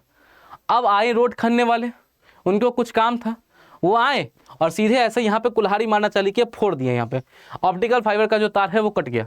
पता चला कि आपके एरिया में टेलीफोन का जो तार है ना वो कट गया है सर, अभी कुछ दिन यहाँ पे वो कटा रहेगा सर, या इंटरनेट कुछ दिन नहीं आएगा, गलती से तार कट गया है या तार टूट गया है। ऐसा सिचुएशन होता है कि नहीं होता है? होता है। तो इसी चीज़ के लिए ना यहाँ पर एक ऐप लॉन्च कर दिया गया है, कॉल बिफोर यू डिग। क्या sir? Call before you dig. मतलब सर आपको खोदना है उससे पहले आप कॉल कर लीजिए। क्या करते हैं? तो एक तरफ हमको क्या है सर, एक तरफ हमको इस प्रकार के जो यूटिलिटी सर्विसेज प्रोवाइडर हैं वो हमको नजर आ रहे हैं, और दूसरी तरफ क्या है सर, दूसरी तरफ हमको नजर आ रहे हैं जो एक्सकेवेशन एजेंसीज हैं, जहां पर जो भी आपको खुदाई वगैरह का काम यहाँ पर करवाया जा रहा है। दोनों को एक प्लेटफॉर्म के थ्रू कनेक्ट कर दिया गया है कि अगर आप खोदने वाले तो इस ऐप के ऊपर ना इन्फॉर्मेशन डाल दीजिएगा कि ये स्लॉट, ये टाइम, ये जगह, इस टाइम पर हम खुदाई करेंगे। तो यहाँ से जो हमारे जो यूटिलिटी सर्विस प्रोवाइडर है ना वो खुद बोल देंगे बेटा वहाँ पे नहीं, 4 कदम आगे बढ़ के और धीरे धीरे करना, या इतना ही तक करना, क्योंकि नीचे ना आपको सर्विसेज की लाइन जा रही है, ठीक है। इससे क्या होगा, जो हमारा पब्लिक इंफ्रास्ट्रक्चर जो होता है उसमें किसी तरीके का कोई प्रॉब्लम नहीं आएगा। किसके द्वारा लॉन्च किया गया है? तो डिपार्टमेंट ऑफ टेलीकम्युनिकेशन के द्वारा यहाँ पे लॉन्च किया गया है, ठीक है। हाँ, डिग करने से पहले कॉल करें। चैनल नहीं है हर्षिता, ग्रुप है, चैनल दूसरा होता है, ठीक है। चलिए सर, हाँ सर एक और क्वेश्चन बताओ सर। पहला तो गंगा गाय वाला बता दिए जहां से क्वेश्चन आएगा, हाँ सर। दूसरा एक बात बताओ जहां से क्वेश्चन आएगा, बोला जा रहा है कि सर भारत में ना सर किस साल तक 6G सर्विसेज लॉन्च कर दी जाएगी सर? भारत में जो 6G सर्विसेज है वो किस साल तक लॉन्च कर दी है? क्या बात कर रहे हो सर, 5G तो ठीक से लॉन्च हुआ नहीं, आप 6G के बारे में बात कर रहे हैं। हम नहीं कर रहे हैं। मार्च 2024 में ही हमको देखने को मिला कि सर एक किताब रिलीज हुई है सर, 6G विजन डॉक्यूमेंट। क्या सर? उस किताब का नाम क्या है? तो उस किताब का नाम है 6G विजन डॉक्यूमेंट। क्या नाम है सर उस किताब का? 6G vision document. और ये भारत सरकार के द्वारा रिलीज किया गया। ये बताता है कि भारत सरकार जो है, जो भी बताता है, जो भारत जो है ना, वो भारत आपको 2030 तक भारत के अंदर जो 6G सर्विसेज है ना सर, भारत के अंदर हम जो 6G सर्विसेज हैं वो भारत के अंदर सर हम 6G सर्विसेज को लागू कर देंगे। ये क्या बताता है? ये आपको बताता है कि सर हम 2026-2030 तक भारत के अंतर्गत क्या है, तो भारत के अंदर हम जो 6G सर्विसेज है हमारी, हम इन 6G सर्विसेज को भारत के अंदर लागू कर देंगे, ठीक है सर। आइए सर आगे बढ़ते हैं। देखिए क्या है, तो देखो यहाँ पे लिखा गया है 23 मार्च 2023 को प्रधानमंत्री नरेंद्र मोदी ने अनवेल किया है भारत 6G विजन डॉक्यूमेंट, जो आउटलाइन करता है India's plan to launch 6G communication services by 2030। यानी कि कब तक हमको लॉन्च कर देना है? हमको 2030 तक जो आपको 6G सर्विसेज है इसको भारत में लॉन्च कर देना है। अब बात आती है कि सर दूसरा क्वेश्चन भी आ सकता है। अरे आ सकता है, एकदम आ सकता है। वो सीधा पूछेगा ये जो 6G विजन डॉक्यूमेंट है ना, ये 6G विजन डॉक्यूमेंट को किसने बनाया? बताओ सर किसने बनाया? तो यहाँ पे बता देना कि ये किसने बनाया है। इसको बनाया गया है टेक्नोलॉजी इनोवेशन ग्रुप के द्वारा। किसके द्वारा ये डॉक्यूमेंट फ्रेम किया गया है? तो इस डॉक्यूमेंट को फ्रेम किया गया है टेक्नोलॉजी इनोवेशन ग्रुप के द्वारा। किसके द्वारा फ्रेम किया गया है सर? तो याद रखिएगा यहाँ पर फ्रेम किया गया है technology innovation group on 6G के द्वारा, जिसमें हमको बहुत सारे एक्सपर्ट देखने को मिलते हैं, बहुत मिनिस्ट्री से, रिसर्च इंस्टीट्यूशन से आते हैं, स्टैंडर्ड बॉडी से आते हैं, टेलीकॉम सर्विसेज प्रोवाइडर से आते हैं, इंडस्ट्रियलिस्ट आते हैं। उन सभी लोगों ने मिलकर भारत का 6G डॉक्यूमेंट यहाँ पर तैयार किया है, जिसमें कहा गया है कि 2030 तक हम क्या करेंगे, तो हम भारत के अंदर 6G सर्विसेज को लॉन्च कर देंगे। किसके द्वारा डेवलप हुआ है? तो याद रखना technology innovation group on 6G। लिखो टेक्नोलॉजी इनोवेशन ग्रुप, लिखो टेक्नोलॉजी इनोवेशन ग्रुप के द्वारा क्या किया गया है? तो टेक्नोलॉजी इनोवेशन ग्रुप के द्वारा लॉन्च किया गया है। ठीक है सर, डन। चलिए सर आगे बढ़ते हैं, coming to the next question now. हाँ, अब इसी के साथ ना इसमें कहा गया है कि एक 6G टेस्ट बेड भी हम लॉन्च करेंगे। क्या करेंगे सर? एक 6G टेस्ट बेड भी जो है ना सर, हम हमारा एक 6G टेस्ट बेड जो है ना सर, एक 6G टेस्ट बेड को भी क्या है सर, तो 6G टेस्ट बेड भी क्या है, तो हम यहाँ पर लॉन्च करेंगे। Providing a platform for the industries, academic institution and others to test and validate emerging technology. The government said that Bharat 6G vision document and the 6G test bed would create an enabling environment for innovation and capacity building. मतलब क्या है sir? दो चीज़ें हैं, 2030 तक launch कर देंगे और टेस्ट बेड भी लॉन्च किया जा रहा है, जिससे जो हमारी इमर्जिंग टेक्नोलॉजी इसको हम टेस्ट कर सके सर, कितना ज़्यादा हम सही जा रहे हैं और कितने उसके फॉल्ट लाइन यहाँ पर हमको देखने को मिल रहे हैं। ठीक है, डन।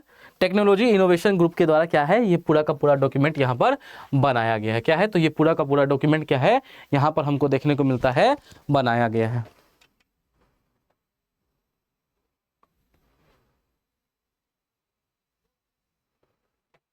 ठीक है, चलो अब थोड़ा कंपेयर करके मैंने बता दिया है कि 6G और 5G में अंतर क्या है। ठीक है सर, 6G और 5G में अंतर क्या है? तो देखो, अगर 6G के बारे में हम बात करते हैं तो 6G आपको अल्ट्रा लो लैटेंसी देता है। लैटेंसी का मतलब समझते हो क्या है? जैसे कि मैंने अभी बोल दिया ना, तो थोड़ा सा ना 4 सेकंड के डिले के बाद क्या है, वो चीज़ आपके पास पहुंच रही है, इसको लैटेंसी कहा जाता है। तो अगर 6G के ऊपर काम करेंगे ना, तो अल्ट्रा लो लैटेंसी है, ऑलमोस्ट 1 सेकंड के आसपास का हमको, या उससे भी मिली सेकंड्स में हमको देखने को मिलेगा।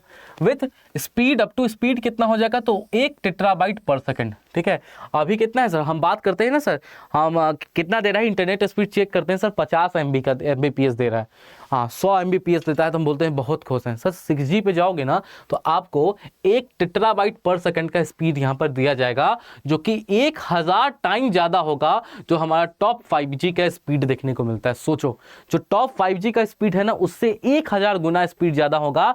1 टेट्राबाइट पर सेकंड का जो स्पीड है, ये 6G हमको डिलीवर करके देगा। ठीक है, ये क्वेश्चन इंपॉर्टेंट है, आपको सीधा पूछ सकता है जो 6G की स्पीड है वो कितनी होगी। तो सर याद रखना, 1 टेट्राबाइट पर सेकंड यहाँ पर 6G का स्पीड देखने को मिलता है, which is 1000 time faster than the top speed. While 5G technology promises speed of 40 से 1100 Mbps with potential to hit maximum speed of 10,000 Mbps, 6G will offer faster and more यहाँ पर efficient communication services। ठीक है, done.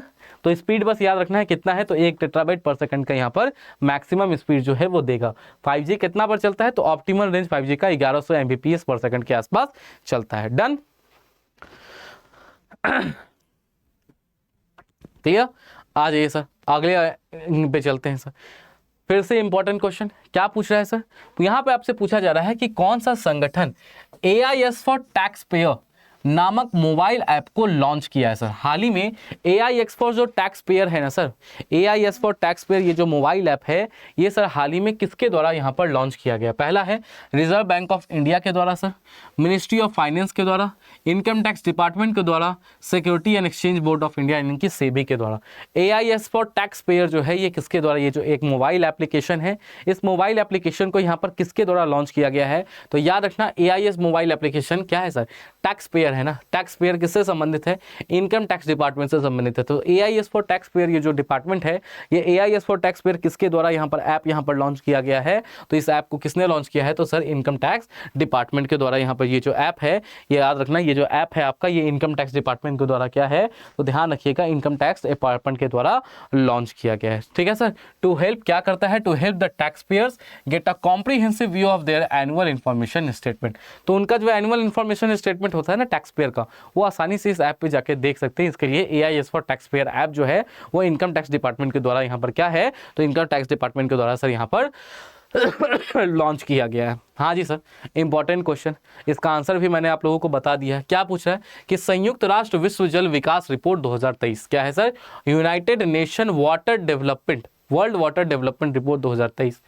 Which country is expected to be the most severely affected by water scarcity in 2050? ठीक है sir, संयुक्त राष्ट्र विश्व जल विकास रिपोर्ट 2023 के अनुसार 2050 तक जल की अभाव से सबसे गंभीर रूप से प्रभावित राष्ट्र कौन सा माना जा रहा है? चीन, भारत, संयुक्त राष्ट्र अमेरिका या ब्राजील? मैंने अभी ही आपको बताया है जब मैं ट्रिपल थ्रेट रिपोर्ट जो कि आपको यूनिसेफ के द्वारा रिलीज होता है उसके बारे में पढ़ा रहा था कि सर आपको बताया गया है कि 2050 में कौन सी है, किस रिपोर्ट में बताया गया है, तो याद रखना उस रिपोर्ट का नाम है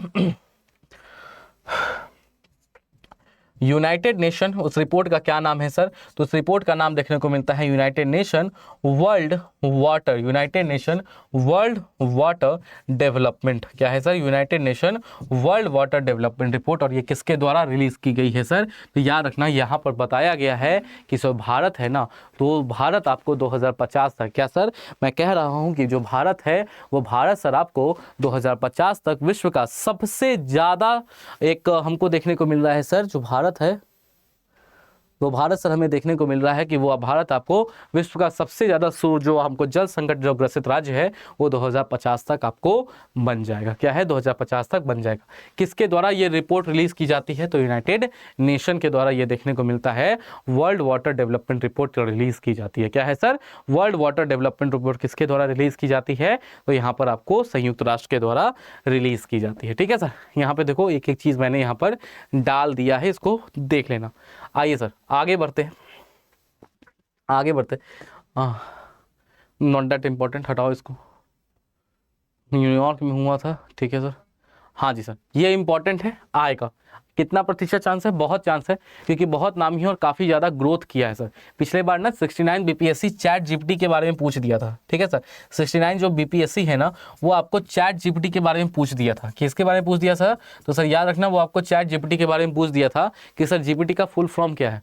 तो इस बार पूछ दे सकता है कि माइक्रोसॉफ्ट द्वारा 16 मार्च को उद्घाटित किया गया नया जो एआई एक्सटेंशन है उसका नाम क्या है sir? What is the name of Microsoft latest AI integration unveiled on March 16? कुछ नहीं है सर, माइक्रोसॉफ्ट के द्वारा ना अपना एक नया एआई मॉड्यूल लॉन्च किया गया। जैसे सर ओपन एआई ने चैट जीपीटी दिया ना, वैसे ही इन्होंने एक एआई सिस्टम दिया। पूछा गया है कि माइक्रोसॉफ्ट के जो एआई सिस्टम है उसका नाम क्या है? पहला है एआई असिस्टेंट है सर, दूसरा है कोपायलट है, तीसरा है कंपेनियन है, चौथा है पार्टनर है। ठीक है, चौथा है पार्टनर है। तो याद रखो अगर आपसे पूछ दिया जाए कि 16 मार्च को माइक्रोसॉफ्ट के द्वारा जो एआई सिस्टम लॉन्च किया गया है वो एआई सिस्टम कौन है, तो याद रखना उस एआई सिस्टम का नाम हमें क्या देखने को मिलता है? उस एआई सिस्टम का नाम सर हमें कोपायलट देखने को मिलता है। क्या है सर? उस एआई सिस्टम का जो नाम है सर, उस एआई सिस्टम का नाम क्या देखने को मिलता है? तो याद रखिएगा उस एआई सिस्टम के माइक्रोसॉफ्ट के द्वारा जो यहाँ पे लॉन्च किया गया है उस एआई सिस्टम का नाम हमें क्या देखने को मिलता है? तो ध्यान रखिएगा वो जो एआई सिस्टम है उस एआई सिस्टम का नाम सर हमें कोपायलट यहाँ पर देखने को मिलता है। ठीक है, क्या देखने को मिलता है? तो सर कोपायलट देखने को मिलता है। आ जाइए सर अगले क्वेश्चन के ऊपर चलते हैं। क्या है सर अगला क्वेश्चन? किस चीज़ के बारे में पूछ रहा है? तो अगला क्वेश्चन यहाँ पर आपसे पूछ रहा है किस चीज़ के बारे में? तो युवा विज्ञानी कार्यक्रम यानी कि युविका स्कीम के बारे में पूछ रहा है। ठीक है, क्या है सर? ये पूछ रहा है sir what is the aim of the Yuva Karyakram programme, Yuva Vigyani Karyakram programme Yuvika that is initiated by ISRO. ठीक है सर, यानी कि ये जो युविका कार्यक्रम है ये युविका कार्यक्रम किसके द्वारा लॉन्च किया गया है सर? अरे सही में हंसो नहीं भैया, सही में कोपायलट ही नाम कोपायलट है। सर्च करोगे ना कुछ नहीं। अरे माइक्रोसॉफ्ट बिंग पता है माइक्रोसॉफ्ट बिंग का जो सर्च इंजन है ना उसके बगल में एक रेड कलर का और उसके बगल में पीला, ठीक है, ऐसे एक सिंबल होगा ना। ठीक है, ऐसे एक सिंबल होगा, इधर थोड़ा सा ऑरेंजिस रेड होगा और ऐसे करके होगा, ये बना हुआ है सर सिंबल में हाँ ठीक है, सर्च इंजन के ही पास। उसको टच करना ना वो कोपायलट आपका खुल जाएगा।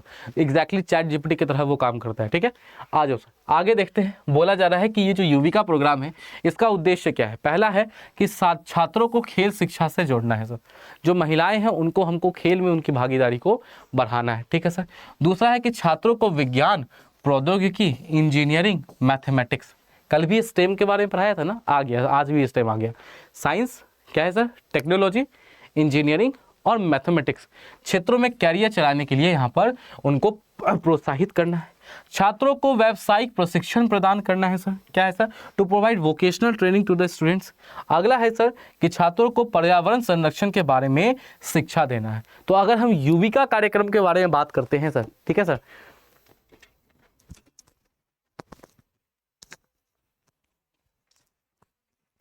पूछा जा रहा है यहां पर आपको क्या पूछा जा रहा है सर, पूछा जा रहा है यहाँ पे सर ये जो युविका कार्यक्रम है किसके द्वारा लॉन्च किया गया है। तो सबसे पहले याद रखना किसने लॉन्च किया है सर, तो ध्यान रखिएगा लॉन्च किसने किया है, तो सर इसरो ने लॉन्च किया। किसने लॉन्च किया है सर, इसरो ने लॉन्च किया, पहला। दूसरा पॉइंट आता है कि सर ठीक है इसरो ने लॉन्च किया है, हम मान गए। दूसरा पॉइंट ये आता है कि सर मुझे एक बात बताओ कि किस चीज के लिए लॉन्च किया गया है, तो स्टेम के अंदर, ठीक है, खास तौर पे स्टेम के अंदर हमको देखने को मिलता है जो छात्र है ना वो अपने कैरियर्स को क्या करे, परस्यू करे, to encourage the students to pursue careers in science, technology, engineering and mathematics. Bharat के अंदर जो हमको युवा छात्र देखने को मिल रहे हैं उन युवा छात्रों को प्रोत्साहित करने के लिए कि वो साइंस में अपने कैरियर को बनाए, वो टेक्नोलॉजी में अपने कैरियर को बनाए, वो इंजीनियरिंग में बनाए, वो मैथमेटिक्स के फील्ड में, ये जो स्टेम का फील्ड कहा जाता है, ये जो टेक्नोलॉजी वाला जो फील्ड कहा जाता है, इसमें अपने कैरियर को चुने। इसके लिए सर इसरो ने एक प्रोग्राम चलाया है जिस प्रोग्राम का नाम क्या है, उस प्रोग्राम का नाम सर हमें युविका देखने को मिलता है। क्या नाम है उस प्रोग्राम का, उस प्रोग्राम का नाम सर हमें युविका देखने को मिलता है। युविका की फुल फॉर्म क्या है सर, तो युविका की फुल फॉर्म है युवा विज्ञानी कार्यक्रम प्रोग्राम। क्या है सर, युवा विज्ञानी कार्यक्रम प्रोग्राम। लिखो पहला युवा विज्ञानी कार्यक्रम प्रोग्राम किसने लॉन्च किया, इसरो ने लॉन्च किया। किसके लिए, तो स्टूडेंट्स के कैरियर को स्टेम के फील्ड में बनाने के लिए, साइंस, टेक्नोलॉजी, इंजीनियरिंग और मैथमेटिक्स में, ठीक है। चलो सर आगे बढ़ते हैं, coming to the next question. सारी चीजें लिख दी हैं, polity by Aman Verma sir, PDF upload कर दूंगा, चिंता नहीं करना है, वहां से पढ़ लीजिएगा, अभी टाइम कम है, हमको बहुत सारी चीजें यहाँ पर कवर करनी है, ठीक है सर। चलो polity by Aman Verma sir लगा लेना, ठीक है। अगले क्वेश्चन की तरफ चलते हैं। अगला क्वेश्चन क्या पूछ रहा है सर, अगला क्वेश्चन क्या पूछ रहा है सर, अगला क्वेश्चन पूछ रहा है XBB 1.16 किस चीज से संबंधित है। जी हाँ सर, XBB 1.16 जो है वो आपको सर किस चीज से संबंधित है। कोविड-19 का वेरिएंट है सर, एमपॉक्स वायरस है सर, चांदीपुरा वायरस है सर, इनमें से कोई नहीं सर। बताओ अभी हाल ही में ना XBB 1.16 बहुत ज्यादा हमको खबरों में देखा गया है, ये आपको किस चीज से रिलेटेड है। XBB 1.16 जो है ये आपको किस चीज से रिलेटेड है। पहला है कोविड-19 का एक वेरिएंट है सर, एमपॉक्स वायरस है उसका एक वेरिएंट है, चांदीपुरा वायरस बहुत ज्यादा अभी हमको गुजरात वाले रीजन्स में देखने को मिल रहा था उसका है, या इनमें से कोई नहीं। तो याद रखना क्या है सर, XBB 1.16 क्या है सर, तो XBB 1.16 अभी आपको कोविड-19 का एक हाल ही में जो मार्च 2023-24 में हमको एक वेरिएंट देखने को मिला था, उस वेरिएंट का नाम क्या है, तो उस वेरिएंट का नाम सर हमें XBB 1.16 देखने को मिलता है। क्या है सर, उस वेरिएंट का नाम सर हमको क्या देखने को मिलता है, तो उस वेरिएंट का नाम सर हमें XBB 1.16 देखने को मिलता है, ठीक है सर। चलिए आगे बढ़ते हैं, coming to the next question now, अगले प्रश्न की तरफ चलते हैं सर। अगला प्रश्न आपसे क्या पूछ रहा है सर, अगला प्रश्न आपसे पूछ रहा है कि सर एक बात बताओ, हर स्टार्ट प्लेटफॉर्म जो है हाल ही में हर स्टार्ट प्लेटफॉर्म जो है वो लॉन्च किया गया। गलती से 4 क्वेश्चन का हिंदी नहीं हुआ है, क्षमा चाहता हूँ, बाकी सारे क्वेश्चन का हिंदी में ही है, ठीक है, चिंता मत कीजिएगा। बोला जा रहा है what is the primary aim of her start platform, ठीक है। ये जो हर स्टार्ट प्लेटफॉर्म है, इस हर स्टार्ट प्लेटफॉर्म का जो प्राइमरी एम है वो क्या देखने को मिलता है, टू सपोर्ट मेल एंटरप्रेन्योर्स को, यानी कि जो हमको पुरुष बिजनेसमैन है उनको सपोर्ट करना है सर। सेकंड है फंड ओनली टेक्नोलॉजी स्टार्टअप, यानी कि जो हमको तकनीकी स्टार्टअप देखने को मिलते हैं इनको फंड करना।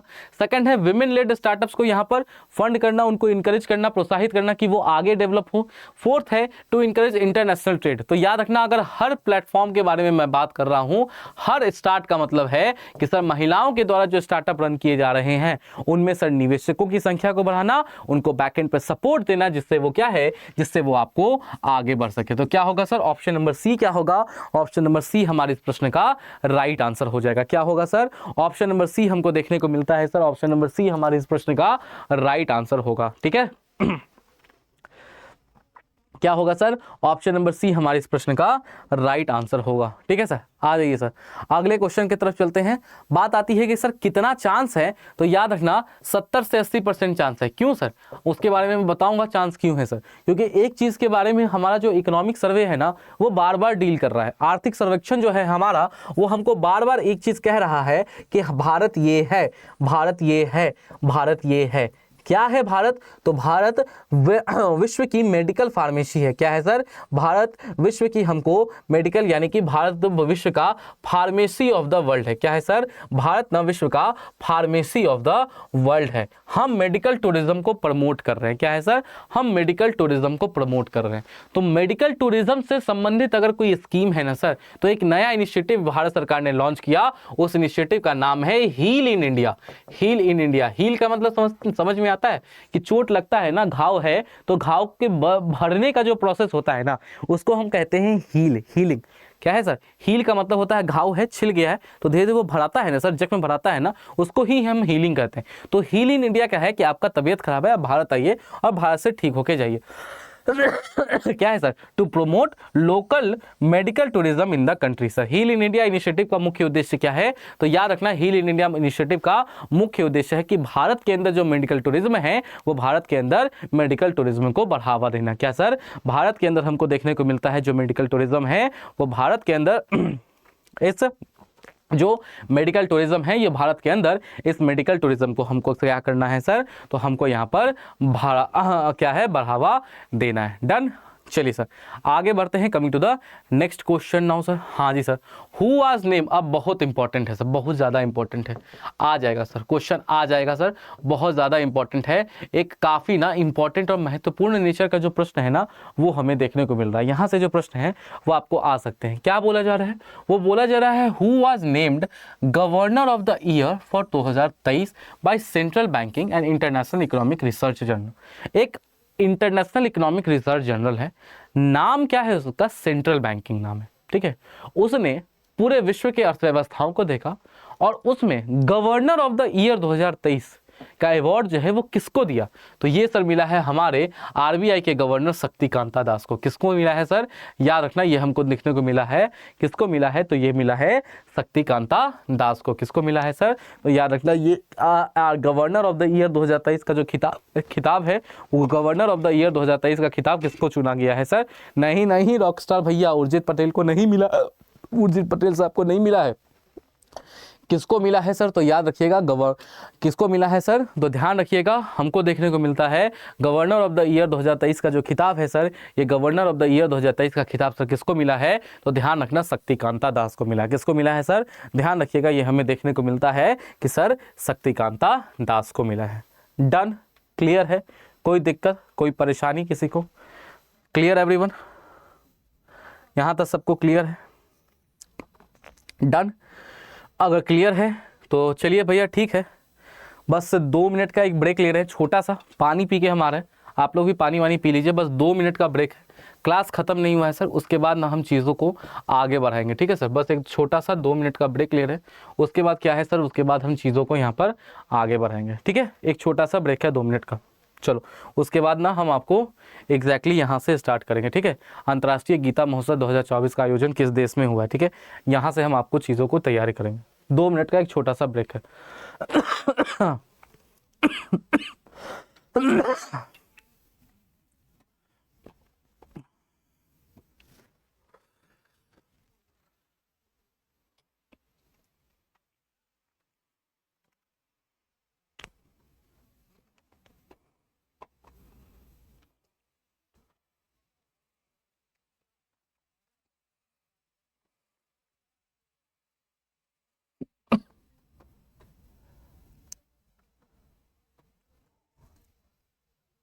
आधा घंटा, आधा घंटा होगी क्लास रीता, ज़्यादा नहीं, 1 मंथ का कंप्लीट करवाना है आप सभी लोगों का, ये ज़्यादा इंपॉर्टेंट है आप लोगों के लिए। ठीक है,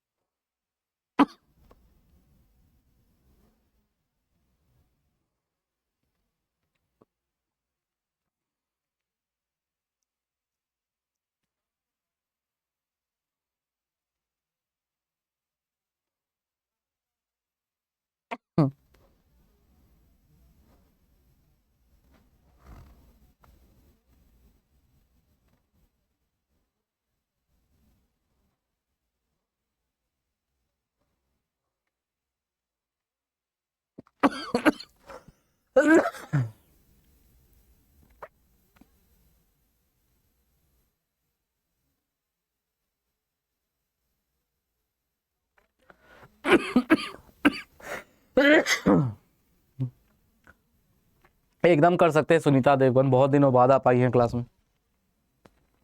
चलिए हो गया 2 मिनट। हाँ जी हाँ अम्रपाली, वही मैं कह रहा था, 2 मिनट हो गए। चलो स्टार्ट करते हैं, अगले क्वेश्चन की तरफ चलते हैं। Now coming to the next question. Now आ जाइए सर। अगला क्वेश्चन पूछ रहा है sir, in which country was the international Gita Mahotsav 2024 organise. अंतर्राष्ट्रीय गीता महोत्सव 2024 का आयोजन किस देश में आपको किया गया है? जी हाँ, अंतर्राष्ट्रीय जो गीता महोत्सव 2024 है, इसका जो आयोजन है सर, इसका आयोजन सर हमें देखने को मिल रहा है कि किस देश में हुआ है। पहला है सर भारत में हुआ है, दूसरा है नेपाल में हुआ है, तीसरा श्रीलंका में हुआ है, या चौथा हमको देखने को मिल रहा है आपको कहाँ हुआ है, तो सर बांग्लादेश में हुआ है। तो याद रखना अंतर्राष्ट्रीय गीता महोत्सव, याद रखिएगा अंतर्राष्ट्रीय गीता महोत्सव के ऊपर अगर आपको प्रश्न आ जाता है तो सर इसका जो आयोजन है, इसका आयोजन कहाँ हुआ है सर, तो ध्यान रखना इसका आयोजन सर हमें श्रीलंका में देखने को मिलता है। भारत नहीं दिव्या, भारत नहीं, जान के दिया है, इसलिए दिया है, यहीं पे गड़बड़ होगी। कहाँ है तो याद रखिएगा इसका जो आयोजन है सर, ध्यान रखना इसका आयोजन हमें कहाँ देखने को मिलता है सर, तो इसका जो आयोजन है सर हमें, इसका आयोजन सर हमें श्रीलंका में देखने को मिलता है। कहाँ है सर, तो इसका आयोजन सर हमें श्रीलंका में देखने को मिलता है। चलिए सर आगे बढ़ते हैं, coming to the next question. अब बाद बाकी सारी चीज़ें मैंने लिख दी हैं, यहाँ पे आप उसको देख लीजिएगा। चलिए सर आगे चलते हैं। अगला है सर तवी महोत्सव। जी हाँ, अगला है सर तवी महोत्सव। ये जो तवी महोत्सव देखने को मिल रहा है, तवी महोत्सव का जो आयोजन है वो हमें किस राज्य या केंद्र शासित प्रदेश में देखने को मिलता है? पहला है हिमाचल प्रदेश में, दूसरा है सर उत्तराखंड में, तीसरा है जम्मू और कश्मीर में, और चौथा है सर पंजाब में। जी हाँ, चौथा क्या देखने को मिल रहा है सर, चौथा हमको देखने को मिल रहा है पंजाब में। तो याद रखना अगर आपसे पूछा जाए कि सर ये जो तवी महोत्सव है सर, याद रखना जो तवी फेस्टिवल है, ये सर तवी फेस्टिवल कहाँ मनाया जाता है, तो उसके मुंह पे बोलना कि सर हम लोग अमन सर से सब कुछ पढ़ के आए हैं। कहाँ है सर, तो ये आपको मनाया जाता है जम्मू एंड कश्मीर में। कहाँ मनाया जाता है सर, तो याद रखना ये जो तवी महोत्सव है, तवी महोत्सव का जो आयोजन है, इस तवी महोत्सव का आयोजन सर हमें कहाँ देखने को मिलता है? तवी महोत्सव का आयोजन सर हमें जम्मू एंड कश्मीर में देखने को मिलता है। क्या है सर, तो याद रखिएगा जम्मू एंड कश्मीर में क्या है तो देखने को मिलता है। चलिए सर आगे बढ़ते हैं, coming to the next question. देखिए आप देख सकते हैं कि जम्मू कश्मीर में आयोजित सांस्कृतिक और पर्यटन को बढ़ावा देने के लिए प्रमुख महोत्सव क्या है तो माना गया है। अगला पूछा गया है, भारत अब दुनिया में मोबाइल फोन उत्पादन में किस स्थान पर आ गया है? जी हाँ, इंपॉर्टेंट क्वेश्चन है, एग्जाम में आ सकता है। क्या पूछा जा रहा है यहाँ पर, आपसे पूछा जा रहा है कि अगर हम मोबाइल उत्पादन के बारे में बात करते हैं, फोन प्रोडक्शन के बारे में बात करते हैं, तो उसमें विश्व में भारत का जो स्थान है वो कौन से नंबर पर हमें देखने को मिला है? भारत विश्व में पहले स्थान पर है सर, भारत विश्व में दूसरे स्थान पे है, भारत विश्व में तीसरे स्थान पे है, भारत विश्व में चौथे स्थान पे है। सर यही तो बताओ, दिन भर तो मोबाइल चलाते हैं सर, आप बता ही नहीं कि आज तक कितने नंबर पे है। तो लो हम आज बता दे रहे हैं कि मोबाइल उत्पादन में हम कितने स्थान पे हैं सर, तो याद रखना मोबाइल उत्पादन में हम आपको दूसरे स्थान पे हैं। कितने स्थान पे हैं सर हम विश्व के, तो याद रखना अगर हम मोबाइल उत्पादन के बारे में बात करते हैं तो विश्व में मोबाइल उत्पादन के हम दूसरे स्थान पे क्या है तो दूसरे स्थान पर हम देखने को मिलते हैं। डन, आइए सर आगे बढ़ते हैं, coming to the next question now. Done done done done done, थोड़ा सा स्पीड बढ़ाएंगे, ठीक है, आ जाओ सर, और ज़्यादा स्पीड बढ़ाएंगे कि हम चीज़ों को ज़्यादा कवर कर सके। अगला क्वेश्चन क्या है सर, अगला क्वेश्चन पूछ रहा है कि कोचराब आश्रम का उद्घाटन किस स्थान पर हुआ है? जी हाँ, एक बहुत ज़्यादा इंपॉर्टेंट खबर है, हमको देखने को मिलता है कोचराब आश्रम का उद्घाटन किया गया है। ठीक है, अब पूछा जा रहा है सर ये जो कोचराब आश्रम है, eight which place was the Kochrab आश्रम इनॉग्रेटेड? ठीक है, ये जो कोचराब आश्रम है सर ये आपको कहाँ इनॉग्रेट किया गया है? नई दिल्ली में, अहमदाबाद में, मुंबई में या लखनऊ में? तो याद रखना अगर एग्जाम में अगर प्रश्न आता है और वो प्रश्न आपसे पूछता है कि सर ये जो कोचराब आश्रम है, ये कोचराब आश्रम सर आपको कहाँ पर उद्घाटित किया गया है, तो ध्यान रखना कोचराब आश्रम कहाँ किया गया है उसके यहाँ पे लिख कर आना कि जो कोचराब आश्रम का उद्घाटन है ये कहाँ देखने को मिलता है सर हमको, तो ध्यान रखिएगा ये कोचराब आश्रम सर में अहमदाबाद में देखने को मिलता है। कहाँ देखने को मिलता है कोचराब आश्रम, तो ध्यान रखिएगा अगर हम कोचराब आश्रम के बारे में बात करते हैं, ये कोचराब आश्रम सर हमें अहमदाबाद में देखने को मिलता है। कहाँ है सर, देखने को मिलता है। ठीक है, कोचराब आश्रम का उद्घाटन प्रधानमंत्री नरेंद्र मोदी 2024 में किया। इस उद्घाटन समारोह में आश्रम के महत्व, महात्मा गांधी के विचारों को याद करते हुए उनको योगदान को सराहा है। ठीक है सर, तो याद रखना कोचराब आश्रम क्या है सर, तो महात्मा गांधी से संबंधित यहाँ पर यह आश्रम हमको देखने को मिलता है। ठीक है, चलिए सर आगे बढ़ते हैं। अगला क्या है, what is the purpose of Soma cafe. हाल ही में हमको देखने को मिला है ना कि एक सोमा कैफे है, वो सोमा कैफे हमको क्या देखने को मिल रहा है सर, तो सोमा कैफे सर आपको लॉन्च किया गया है। बोला गया है कि सर ये जो सोमा कैफे है ना, इसका उद्देश्य क्या है सर, ये थोड़ा सा इंटरेस्टिंग ज्यादा है, याद रखना, इसीलिए यहाँ पर प्रश्न बन सकता है। पहला है फास्ट फूड का प्रचार करना, आयुर्वेदिक चिकित्सा और प्राकृतिक उपचार को बढ़ावा देना, सिर्फ चाय और कॉफी की सेवाएं प्रदान करना, या रेस्टोरेंट में पार्टी आयोजित करना। बताओ सर क्या देखने को मिलता है। अगर आपसे पूछ दे एग्जाम में कि जो सोमा कैफे है जिसका उद्घाटन अभी आपको मार्च 2024 में किया गया है, ये सोमा कैफे सर किससे रिलेटेड है, तो याद रखिएगा सोमा कैफे हमको कहाँ से रिलेटेड है, तो याद रखना जो आयुर्वेद है ना सर, जो हमारा आयुर्वेदिक चिकित्सा होता है, आयुर्वेदिक चिकित्सा और उसके प्राकृतिक उपचार को बढ़ावा देने के लिए सर, भारत में आयुर्वेदिक ट्रेडिशंस को और पेनिट्रेट करवाने के लिए और मजबूत करने के लिए हमने क्या किया है सर, तो हमने यहाँ पर सोमा कैफे क्या है सर, तो हमको देखने को मिल रहा है कि हमने सर यहाँ पे सोमा कैफे का निर्माण किया है। ठीक है, आयुर्वेदिक सोमा कैफे की पहला आयुर्वेदिक सोमा कैफे कहाँ है सर, तो दिल्ली में खोला गया। ये भी प्रश्न आ सकता है सर, पहला तो हो गया कि सोमा कैफे क्या है, दूसरा प्रश्न आ सकता है कि सर ये जो सोमा कैफे ये कहाँ खोला गया है, तो याद रखना दूसरा सोमा कैफे है ये हमें देखने को मिल रहा है कि दिल्ली में खोला गया है। ठीक है सर, कहाँ खोला गया है, दिल्ली में। बाद बाकी चीजें मैंने लिख दी हैं, इसको थोड़ा सा देख लीजिएगा, सारी चीजें यहाँ पे डाल दी हैं सोमा कैफे के बारे में, उतना टाइम नहीं है तो हम यहाँ पर ज्यादा इन्वेस्ट नहीं कर सकते हैं। ठीक है सर चलो आगे बढ़ते हैं। अगला क्या है सर, अगला आपसे पूछ रहा है वेयर वाज द फर्स्ट। देखो सर क्या कहा, मैंने फिर से कहा है जहां पे भी फर्स्ट वगैरह लग जाए वो आपके एग्जाम के लिए क्या है, तो इंपॉर्टेंट बन जाता है। पूछा जा रहा है where was the first Magahi novel written by Phool Bahadur published. ठीक है सर, एक मगही नोबल लिखा गया है किसके द्वारा, तो लिखा गया है किसके द्वारा, फूल बहादुर के द्वारा। सर इसका जो प्रकाशन है वो पहली बार कहाँ हुआ है, पटना में, मुजफ्फरपुर में, डिब्रूगढ़ में, या सर दिल्ली में। सर मगही नोबेल जो है, मगही जो सर हमको ग्रंथ देखने को मिलता है, उपन्यास देखने को मिलता है सर, पहली बार एक मगही उपन्यास लिखा गया है सर, इसे कहाँ लॉन्च किया गया है, तो याद रखना इसकी जो लॉन्चिंग है सर, इसकी लॉन्चिंग हमें डिब्रूगढ़ में देखने को गई। पहला मगही उपन्यास एक महत्वपूर्ण साहित्यिक उपलब्धि है। इस उपन्यास के प्रकाशित होने से मगही भाषा को एक नया मंच मिला है, जिससे इस भाषा की साहित्यिक धरोहर जो है वो हो गया। अभय कुमार ने फूल बहादुर के उपन्यास का अंग्रेजी में अनुवाद भी किया है। इसका उद्देश्य मगही भाषा को यहाँ पर क्या है, तो प्रमोट करना है। क्या है, तो मगही भाषा को यहाँ पर क्या है, तो मगही भाषा को प्रमोट करना है। चलिए सर अगले क्वेश्चन की तरफ अगले क्वेश्चन की तरफ आते हैं सर। दिल्ली में खुला है, जी हाँ दिल्ली में खुला है। आ जाओ, अगला क्या है सर, अगला पूछ रहा है कि sir what is the main goal of one station one product scheme. कितना प्रतिशत चांस है सर, 90% से ज्यादा चांस है कि ये प्रश्न आपके एग्जाम में आ सकता है। क्यों, क्योंकि sir one nation one product जो है वो वन बहुत ज़्यादा खबरों में है। One state one product, one nation one product, one state one product, one block one product, one station one product. बोला गया है कि सर इसका क्या है सर, पहला है बड़े उद्योगों को बढ़ावा देना है, स्थानीय उत्पादों को प्रोत्साहित करना और स्थानीय अर्थव्यवस्थाओं को मजबूत करना है, विदेशी उत्पादों का प्रचार करना है, या डिजिटल उपकरणों की यहाँ पर बिक्री को बढ़ाना है। क्या सर, डिजिटल उपकरणों की बिक्री को बढ़ाना है। तो बताओ सर, अगर हम बात करते हैं वन स्टेशन वन प्रोडक्ट का मतलब क्या है। वन स्टेशन वन प्रोडक्ट का मतलब है ना कि सर किसी भी स्टेशन पे गाड़ी रुका, मानो पटना जंक्शन पे रुका, तो पटना जंक्शन का वहां का स्पेशलाइज्ड कोई चीज होगा जो पटना में फेमस है।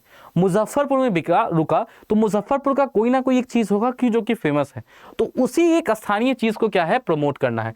Encouraging local products and strengthening the local economy. कोई भी एक चीज, मुजफ्फरपुर में रुका है लीची देख लो, अगर हमको देखने को मिलता है कि मधुबनी के इलाके में रुका है तो वहाँ पे सर हमको मखाना देखने को मिलता है। पता नहीं मखाना आप लोग खाए हैं कि नहीं, तो सर मखाना को देख लो। तो जो लोकल प्रोडक्ट्स होते हैं ना सर, उस लोकल प्रोडक्ट्स को बढ़ावा देने के लिए क्या है, तो one station one product scheme जो है यहाँ पर लॉन्च की गई है। क्या है, वन नेशन वन स्कीम को यहाँ पर लॉन्च किया गया है। ठीक है, आ जाइए सर अगले क्वेश्चन पे चलते, this is not that important. ठीक है, रुक जाओ आगे बढ़ते हैं। हाँ सर, ये बहुत इंपॉर्टेंट है। कितना है सर, तो 90% से अधिक ही ले लो इसका। पूछा जा रहा है कि where will the first driverless metro in India be launch. Bharat के अंदर पहला ड्राइवरलेस मेट्रो मतलब सर मेट्रो आएगा रुकेगा, आप चढ़ेंगे, हाँ सर चढ़ेंगे, ड्राइवर होगा ना, नहीं ड्राइवर नहीं होगा, मतलब एआई सिस्टम्स के द्वारा क्या होगा यहाँ पे चलाया जाएगा सर, रिमोटली कंट्रोल करके मेट्रो चलाया जाएगा भाई। मतलब है कि सर ड्राइवरलेस मेट्रो आपको सबसे पहली बार यहाँ पर कहाँ पर लॉन्च किया गया है सर? मुंबई में किया गया है, मुंबई में किया गया है, दिल्ली में किया गया है, बेंगलुरु में किया गया है, या कोलकाता में किया गया है। याद रखना मैक्सिमम लोग क्या गलती करेंगे, वो मार्क के आएंगे दिल्ली, और दिल्ली गलत है। क्यों सर? दिल्ली दिल्ली दिल्ली ना, दिल्ली दिल्ली नहीं है। क्यों? क्योंकि ये जो पहला बार जो ड्राइवरलेस मेट्रो है ना सर, याद रखना जो भारत के अंदर जो पहला बार ड्राइवरलेस मेट्रो है, ये सर ड्राइवरलेस मेट्रो आपको कहां पर आपको लॉन्च किया गया है? तो ध्यान रखिएगा, ये ड्राइवरलेस मेट्रो कहां पर लॉन्च किया गया है? तो ध्यान रखिएगा बेंगलुरु में लॉन्च किया गया है। यही मैं कह रहा था, आप लोग फंसेंगे। कहां लॉन्च किया गया है? तो ड्राइवरलेस मेट्रो जो है, याद रखिएगा ये ड्राइवरलेस मेट्रो कहां पर लॉन्च किया गया है सर आपको? तो ड्राइवरलेस मेट्रो आपको सर दिल्ली में बेंगलुरु में लॉन्च किया गया। कहां है? ध्यान रखना, तो याद रखिएगा इसको आपका बेंगलुरु में सर यहां पर लॉन्च किया गया है। ठीक है, चलिए सर आगे बढ़ते हैं। हटा नहीं, हाँ आगे आ जाइए। अगला क्वेश्चन क्या है सर? अगला क्वेश्चन कह रहा है हु हैज लॉन्च दी पुनार वीमेन में, अच्छा दैट इज नॉट इम्पोर्टेंट, रुक जाओ। हाँ जी सर, बहुत इंपॉर्टेंट है। यहाँ पे फिर से कितना है सर? तो लगभग 90% से ज़्यादा है कि क्वेश्चन जो है आपके एग्जाम में आ जाएगा। क्या पूछा जा रहा है क्वेश्चन में? पूछा गया है कि इंडियाज फर्स्ट, देखो क्यों मैंने कहा कि ज़्यादा इंपॉर्टेंट है, क्यों मैं इस क्वेश्चन को ढूंढ रहा था, बहुत ज़्यादा इंपॉर्टेंट है, यहाँ से प्रश्न आएगा ही आएगा। इंडियाज फर्स्ट LNG पावर्ड बस was inaugurated by the government of which state? Bharat का पहला LNG से चलने वाला जो बस सुविधा है वो किस राज्य ने अभी हाल ही में शुरू किया है या उनके द्वारा उद्घाटित किया गया है? पहला है सर उत्तर प्रदेश के द्वारा किया गया है, दूसरा है महाराष्ट्र के द्वारा किया गया है, तीसरा है गुजरात के द्वारा किया गया है, या चौथा देखने को मिलता है बिहार के द्वारा किया गया है। यानी कि LNG बस सेवाएं जो है सर, LNG के ऊपर जो बस सेवाएं हैं, ये LNG के ऊपर बस सेवाएं सर आपको किस राज्य के द्वारा यहाँ पर लॉन्च की गई है? तो याद रखना LNG जो बस सेवाएं हैं कहाँ पर लॉन्च किया गया है सर? तो ध्यान रखिएगा ये आपको कहाँ लॉन्च किया गया है, ये हमें देखने को मिलता है कि महाराष्ट्र में लॉन्च किए गए हैं। कहां पे हैं सर? तो ये जो LNG बस सेवाएं हैं सर, ये LNG बस सेवाएं सर आपको कहां पर लॉन्च की गई हैं? तो ठीक है, ये कहां पे है सर? तो याद रखना ये आपको महाराष्ट्र में क्या है सर? तो ध्यान रखिएगा ये आपको महाराष्ट्र में लॉन्च की गई है। भारत की पहली LNG लिक्विफाइड नेचुरल गैस से चलने वाली बस सेवा का उद्घाटन महाराष्ट्र सरकार ने किया है। यह पहल प्रदूषण को कम करने और अधिक पर्यावरण फ्रेंडली सार्वजनिक परिवहन को विकल्प प्रदान करने के लिए की गई है। ठीक है सर, चलिए सर आगे चलते हैं, आगे चलते हैं, हटाओ सर इसको, हटाइए सर, आगे बढ़ते हैं PDF दे दिया है, देख लीजिएगा। हाँ जी सर, ये इंपॉर्टेंट है, आ जाइए सर देखते हैं। Where was the global spiritual festival 2024 organise sir? ठीक है सर, विश्व आध्यात्मिक महोत्सव 2024 का आयोजन कहाँ किया गया है? ठीक है सर, विश्व आध्यात्मिक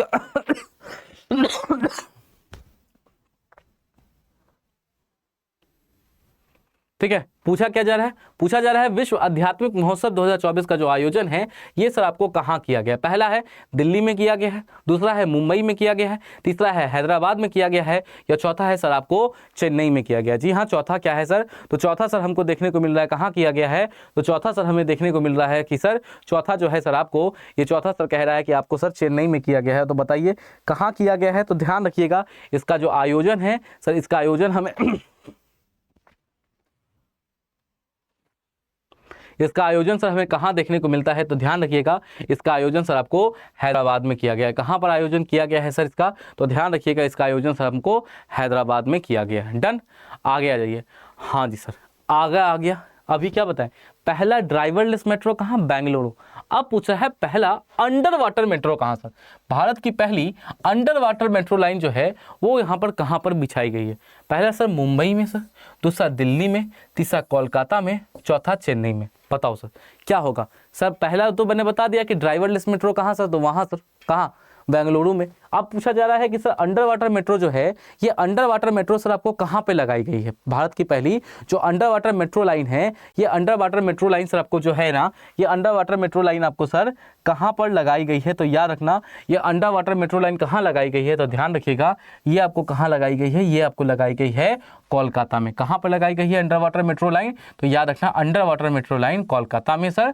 और ड्राइवरलेस मेट्रो पूछ दिया जाए तो ड्राइवरलेस मेट्रो कहाँ पे सर, तो ये आपको बेंगलुरु में। कहाँ पे सर, ड्राइवरलेस मेट्रो कहाँ पे, तो ये आपको सर बेंगलुरु में। डन। आइए सर आगे चलते हैं। Coming to the next question now. अगला प्रश्न यहाँ पे क्या पूछ रहा है सर, अगला यहाँ पे पूछा जा रहा है कि डोल जात्रा महोत्सव मुख्य रूप से किस राज्य में मनाया जाता है सर। ठीक है सर, उत्तर प्रदेश में, पश्चिम बंगाल में, बिहार में, या फिर सर आपको ओडिशा में, या फिर सर आपको ओडिशा में सर कहाँ मनाया जाता है। अगर हम बात करते हैं डोल जात्रा फेस्टिवल के बारे में, जी हाँ, यदि हम आपको बात करते हैं सर डोल जात्रा फेस्टिवल के बारे में, तो ये जो डोल जात्रा फेस्टिवल है ये सर आपको कहाँ पर मनाया जाता है, उत्तर प्रदेश में मनाया जाता है सर, वेस्ट बंगाल में मनाया जाता है, बिहार में मनाया जाता है, या फिर सर आपको ओडिशा में मनाया जाता है। तो याद रखना क्या लगा, डोल जात्रा, डोल, थोड़ा सा टोन समझ में आया सर, कहाँ से मनाया जाता है, ये मनाया जाता है सर वेस्ट बंगाल में, यानी कि पश्चिम बंगाल में। कहाँ मनाया जाता है डोल यात्रा सर, तो याद रखना अगर हम डोल यात्रा के बारे में बात करते हैं तो सर ये जो डोल यात्रा महोत्सव है, ये डोल यात्रा महोत्सव सर कहाँ पर मनाया जाता है, तो डोल यात्रा महोत्सव सर आपको कहाँ मनाया जाता है सर, तो ये आपको मनाया जाता है पश्चिम बंगाल में। कहाँ मनाया जाता है सर डोल यात्रा, तो ध्यान रखिएगा ये डोल यात्रा जो है इसको हम कहाँ मनाते हैं, तो सर इसे हम पश्चिम बंगाल में क्या है, तो पश्चिम बंगाल में मनाया जाता है। डन। आइए सर आगे बढ़ते हैं। हाँ, पूछा जा रहा है, इंपॉर्टेंट है कि नहीं सर, वीवीआई नेचर का प्रश्न है। क्या है सर, वीवीआई नेचर का प्रश्न है, एग्जाम में निश्चित तौर पर आपको आएगा। क्या पूछा जा रहा है, पूछा जा रहा है कि स्वीडन ने किस सैन्य संगठन को अभी ज्वाइन किया है। सर हाल ही में स्वीडन ने किस सैन्य संगठन में जाके, स्वीडन हमको देखने को मिल रहा है कि वो जुड़ गया है, वो आपको सर शामिल हो गया। पहला है यूरोपीय संघ में जुड़ा है, दूसरा है नाटो में जुड़ा है, संघाई सहयोग संगठन में जुड़ा है, या यूनाइटेड नेशन में जुड़ा है। सर हाल ही में हमको देखने को मिल रहा है कि सर यहाँ पर क्या है सर, यहाँ पे जो सर स्वीडन है, ये स्वीडन सर कहां पर जाके जुड़ा है, तो याद रखना स्वीडन कहां जुड़ा है सर, नाटो में जुड़ गया है। कहां है सर, याद रखना स्वीडन कहां है, तो ध्यान रखिएगा अगर हम स्वीडन के बारे में बात करते हैं तो स्वीडन किसका सदस्य बन गया है, तो स्वीडन अभी आपको देखने को मिलता है कि नॉर्थ अटलांटिक ट्रीटी ऑर्गेनाइजेशन के बारे में यदि हम बात करते हैं, ठीक है सर, यदि हम आपको नॉर्थ अटलांटिक ट्रीटी ऑर्गेनाइजेशन के बारे में बात करते हैं तो हाल ही में नॉर्थ अटलांटिक ट्रीटी ऑर्गेनाइजेशन का जो एक नया सदस्य ऐड हुआ है वो कौन हुआ है, वो हमें देखने को मिल रहा है कि वो आपको नाटो जुड़ गया। कौन जुड़ गया है सर, वो हमें देखने को मिल रहा है सर आपको नाटो जुड़ गया। क्या है सर, वो आपको नाटो जुड़ गया है। ठीक है, अब थोड़ा सा बात ना सर यहाँ पे नाटो के बारे में कर लेते हैं। क्या है सर, नाटो जिसका पूरा नाम तो क्या है बता दिया, एक अंतर्राष्ट्रीय सैन्य संगठन है। स्थापना कब हुई थी, तो याद रखना 4 अप्रैल 1949 को हुई थी। ठीक है, जिसका उद्देश्य सदस्य देशों की सुरक्षा और सामूहिक रक्षा। याद रखना एक फिलॉसफी होती है, एक ट्रीटी होती है, उसका नाम होता है कलेक्टिव डिफेंस। क्या नाम होता है सर इसका, कलेक्टिव डिफेंस। कलेक्टिव डिफेंस का मतलब क्या है सर, कलेक्टिव डिफेंस का मतलब होता है कि हम सभी भाई भाई हैं, मतलब हम सभी भाई भाई हैं, और अगर हम में से किसी एक को भी तुमने मारा तो इसका मतलब है तुमने हम सबको मारा, और अब जो तुमसे बदला लेंगे वो हम सारे के सारे भाई लोग मिलकर तुमसे बदला लेंगे। This is what this is your NATO is all about.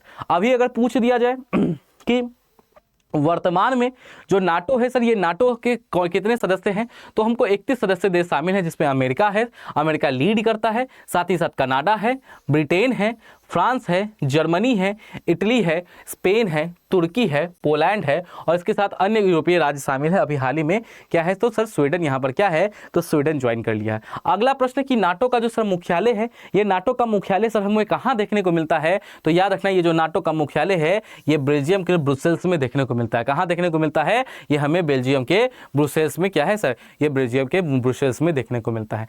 Clear है सभी को, कोई दिक्कत कोई परेशानी किसी को भी, एक बार सभी लोग क्लियर लिख देंगे।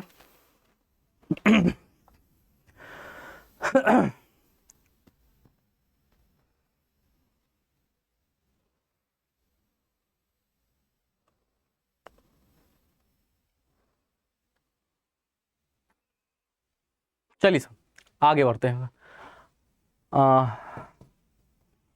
नॉट दैट इम्पोर्टेंट, रुक जाओ देखते हैं सर। हाँ आ सकता है सर, स्पोर्ट्स इवेंट्स के ऊपर जो क्वेश्चन है ये, ठीक है। स्पोर्ट्स इवेंट का जो क्वेश्चन है वो एग्जाम में देखने को मिलता है। पूछा जा रहा है कि who became the winner of Ranji trophy 2024। Sir 2024 का जो रणजी ट्रॉफी है सर, ये 2024 नहीं सर 2023 होगा, ठीक है। 2023 का जो रणजी ट्रॉफी है ना सर, तो 24 ही होगा, 25 में आएगा। इसको किसने जीता है सर? तमिलनाडु ने जीता है, मुंबई ने जीता है, कर्नाटका ने जीता है सर, या फिर आपको दिल्ली ने जीता है, ठीक है, या फिर आपको दिल्ली ने जीता है। तो याद रखना 2024 का जो रणजी ट्रॉफी है वो किसने जीता है सर? तो ध्यान रखिएगा वो किसने जीता है सर आपको? तो मुंबई ने जीता है। किसने जीता है सर? ध्यान रखिएगा 2024 का जो मुंबई ट्रॉफी है वो किसने जीता है सर? वो आपको मुंबई ने जीता है। सर VVI नेचर का एक बार ना बहुत देर हो गया लिखे हुए, लिख दो ना हैशटैग छपने वाला प्रश्न है। लिखिए सर, लिख दिया, आपके एग्जाम का ना हैशटैग छपने वाला प्रश्न। बोला जा रहा है कि इथेनॉल 100 को किस शहर में लॉन्च किया गया है?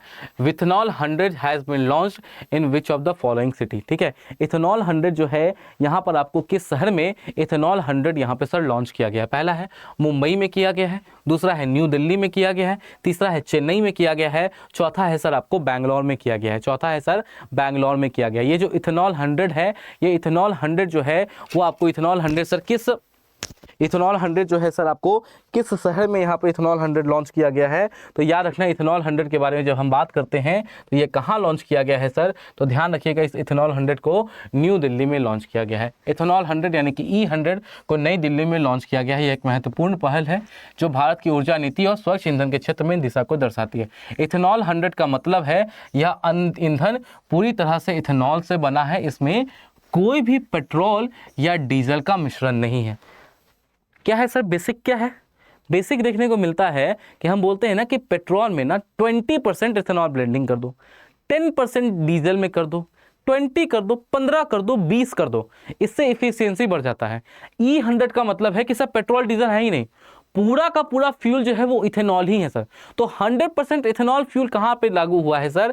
कहाँ पर लॉन्च किया गया है? तो याद रखना ये कहाँ लॉन्च किया गया है सर? तो याद रखना जो E100 है ना, जो हमको E100 फ्यूल देखने को मिलता है, इस E100 फ्यूल को हमने कहाँ पर लॉन्च किया है? तो इस E100 फ्यूल को हमने सर कहाँ लॉन्च किया है सर? तो इसको हमने कहाँ पर लॉन्च किया है? तो नई दिल्ली में किया है सर, नई दिल्ली में किया है। चलो सर अगला इंपॉर्टेंट क्वेश्चन है कि नहीं है सर? अरे भैया है, हम डिनाई ही नहीं कर सकते हैं। अगर हम कितना भी डिनाई करें हमको फिर भी बोलना पड़ेगा कि क्वेश्चन आ सकता है।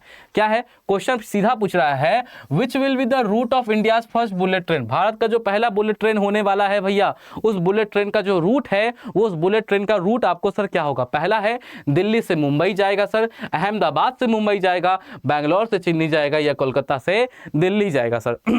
बताओ, ये तो पता होना चाहिए आप सभी लोगों को। हम नहीं चाहते हैं कि आप में से किसी का भी जो आंसर है यहाँ पे गलत है। तो भारत की जो पहली बुलेट ट्रेन है सर, ठीक है सर, भारत की जो पहली बुलेट ट्रेन है वो कहाँ से कहाँ तक जाती है? तो सर याद रखना दिख रहा है अहमदाबाद। कहाँ सर? ये कहाँ से कहाँ तक जाएगी? तो याद रखना ये भारत का जो पहला बुलेट ट्रेन है ये हमको अहमदाबाद से कहाँ लेकर जाएगी? तो ध्यान रखिएगा ये हमको देखने को मिलता है ये हमको अहमदाबाद से मुंबई लेकर जाएगी। कहाँ लेकर जाएगी सर ये हमें? तो याद रखना ये हमको अहमदाबाद को सर मुंबई से कनेक्ट करती है। क्या करती है सर? तो ध्यान रखिएगा ये हमको अहमदाबाद को मुंबई से क्या है तो कनेक्ट करती है। अगला क्वेश्चन सर, इसको बनाने के लिए फंडिंग कहाँ से आई है बताना थोड़ा सा कमेंट बॉक्स में। देखते हैं आप में से कितने लोगों को याद है सर। इंडिया का जो बुलेट ट्रेन का प्रोजेक्ट है, इस बुलेट ट्रेन के प्रोजेक्ट में सर, इस बुलेट ट्रेन के प्रोजेक्ट में कौन यहाँ पर है जो भारत को फंडिंग कर रहा है? थोड़ा सा बताइएगा तो, ठीक है सर। कौन भारत को यहाँ पर फंडिंग कर रहा है? जो भारत का जो बुलेट ट्रेन का प्रोजेक्ट है यहाँ पे फंडिंग कौन कर रहा है?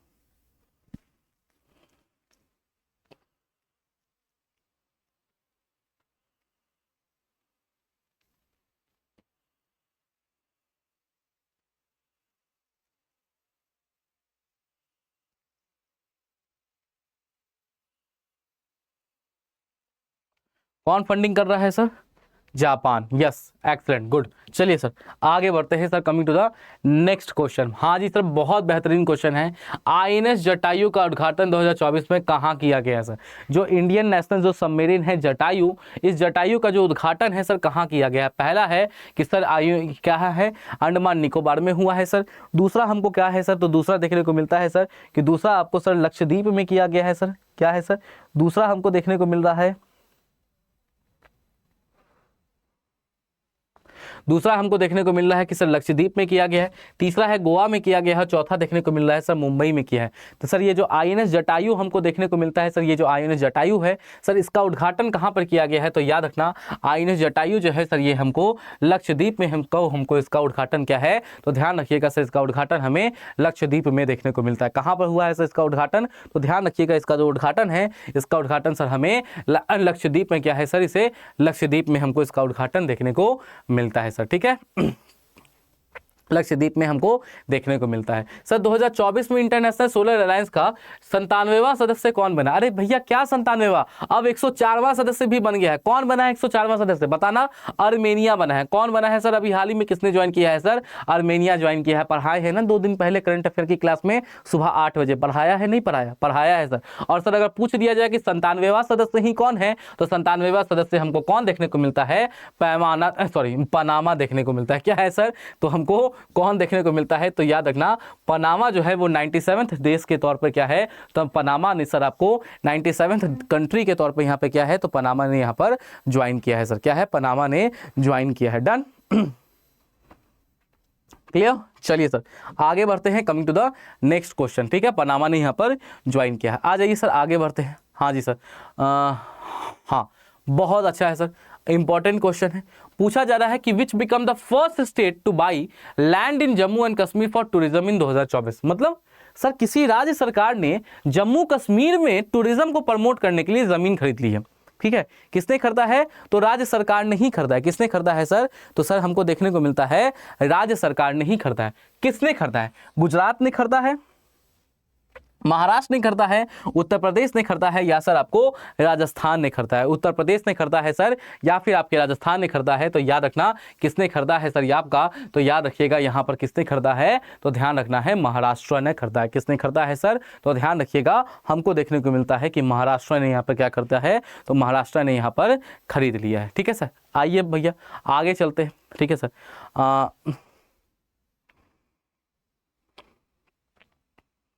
आगे चलते हैं, अगले क्वेश्चन की तरफ चलते हैं। इंपॉर्टेंट क्वेश्चन है, हाँ जी sir. Zero carbon building accelerator programme, क्या है सर प्रोग्राम का नाम, तो zero carbon building accelerator programme. मतलब जो बिल्डिंग्स है ना, वहाँ से जो कार्बन इमिशन होता है बिल्डिंग्स के बनने वगैरह से, उसको कम कर देना है। उसके तहत लक्ष्य भारत में सभी नए भवनों को शून्य कार्बन वाला कब तक बनाना है सर। भारत के जितने भी बिल्डिंग्स है सर, जितने भी बिल्डिंग्स हमको भारत में देखने को मिल रहे हैं, जो फिजिकल इंफ्रास्ट्रक्चर है, उनसे होने वाला जो कार्बन इमिशन है उसको जीरो कर देने का लक्ष्य आपको zero carbon building accelerator programme के तहत कितना रखा गया है सर। पहला जस्ट 1 सेकंड,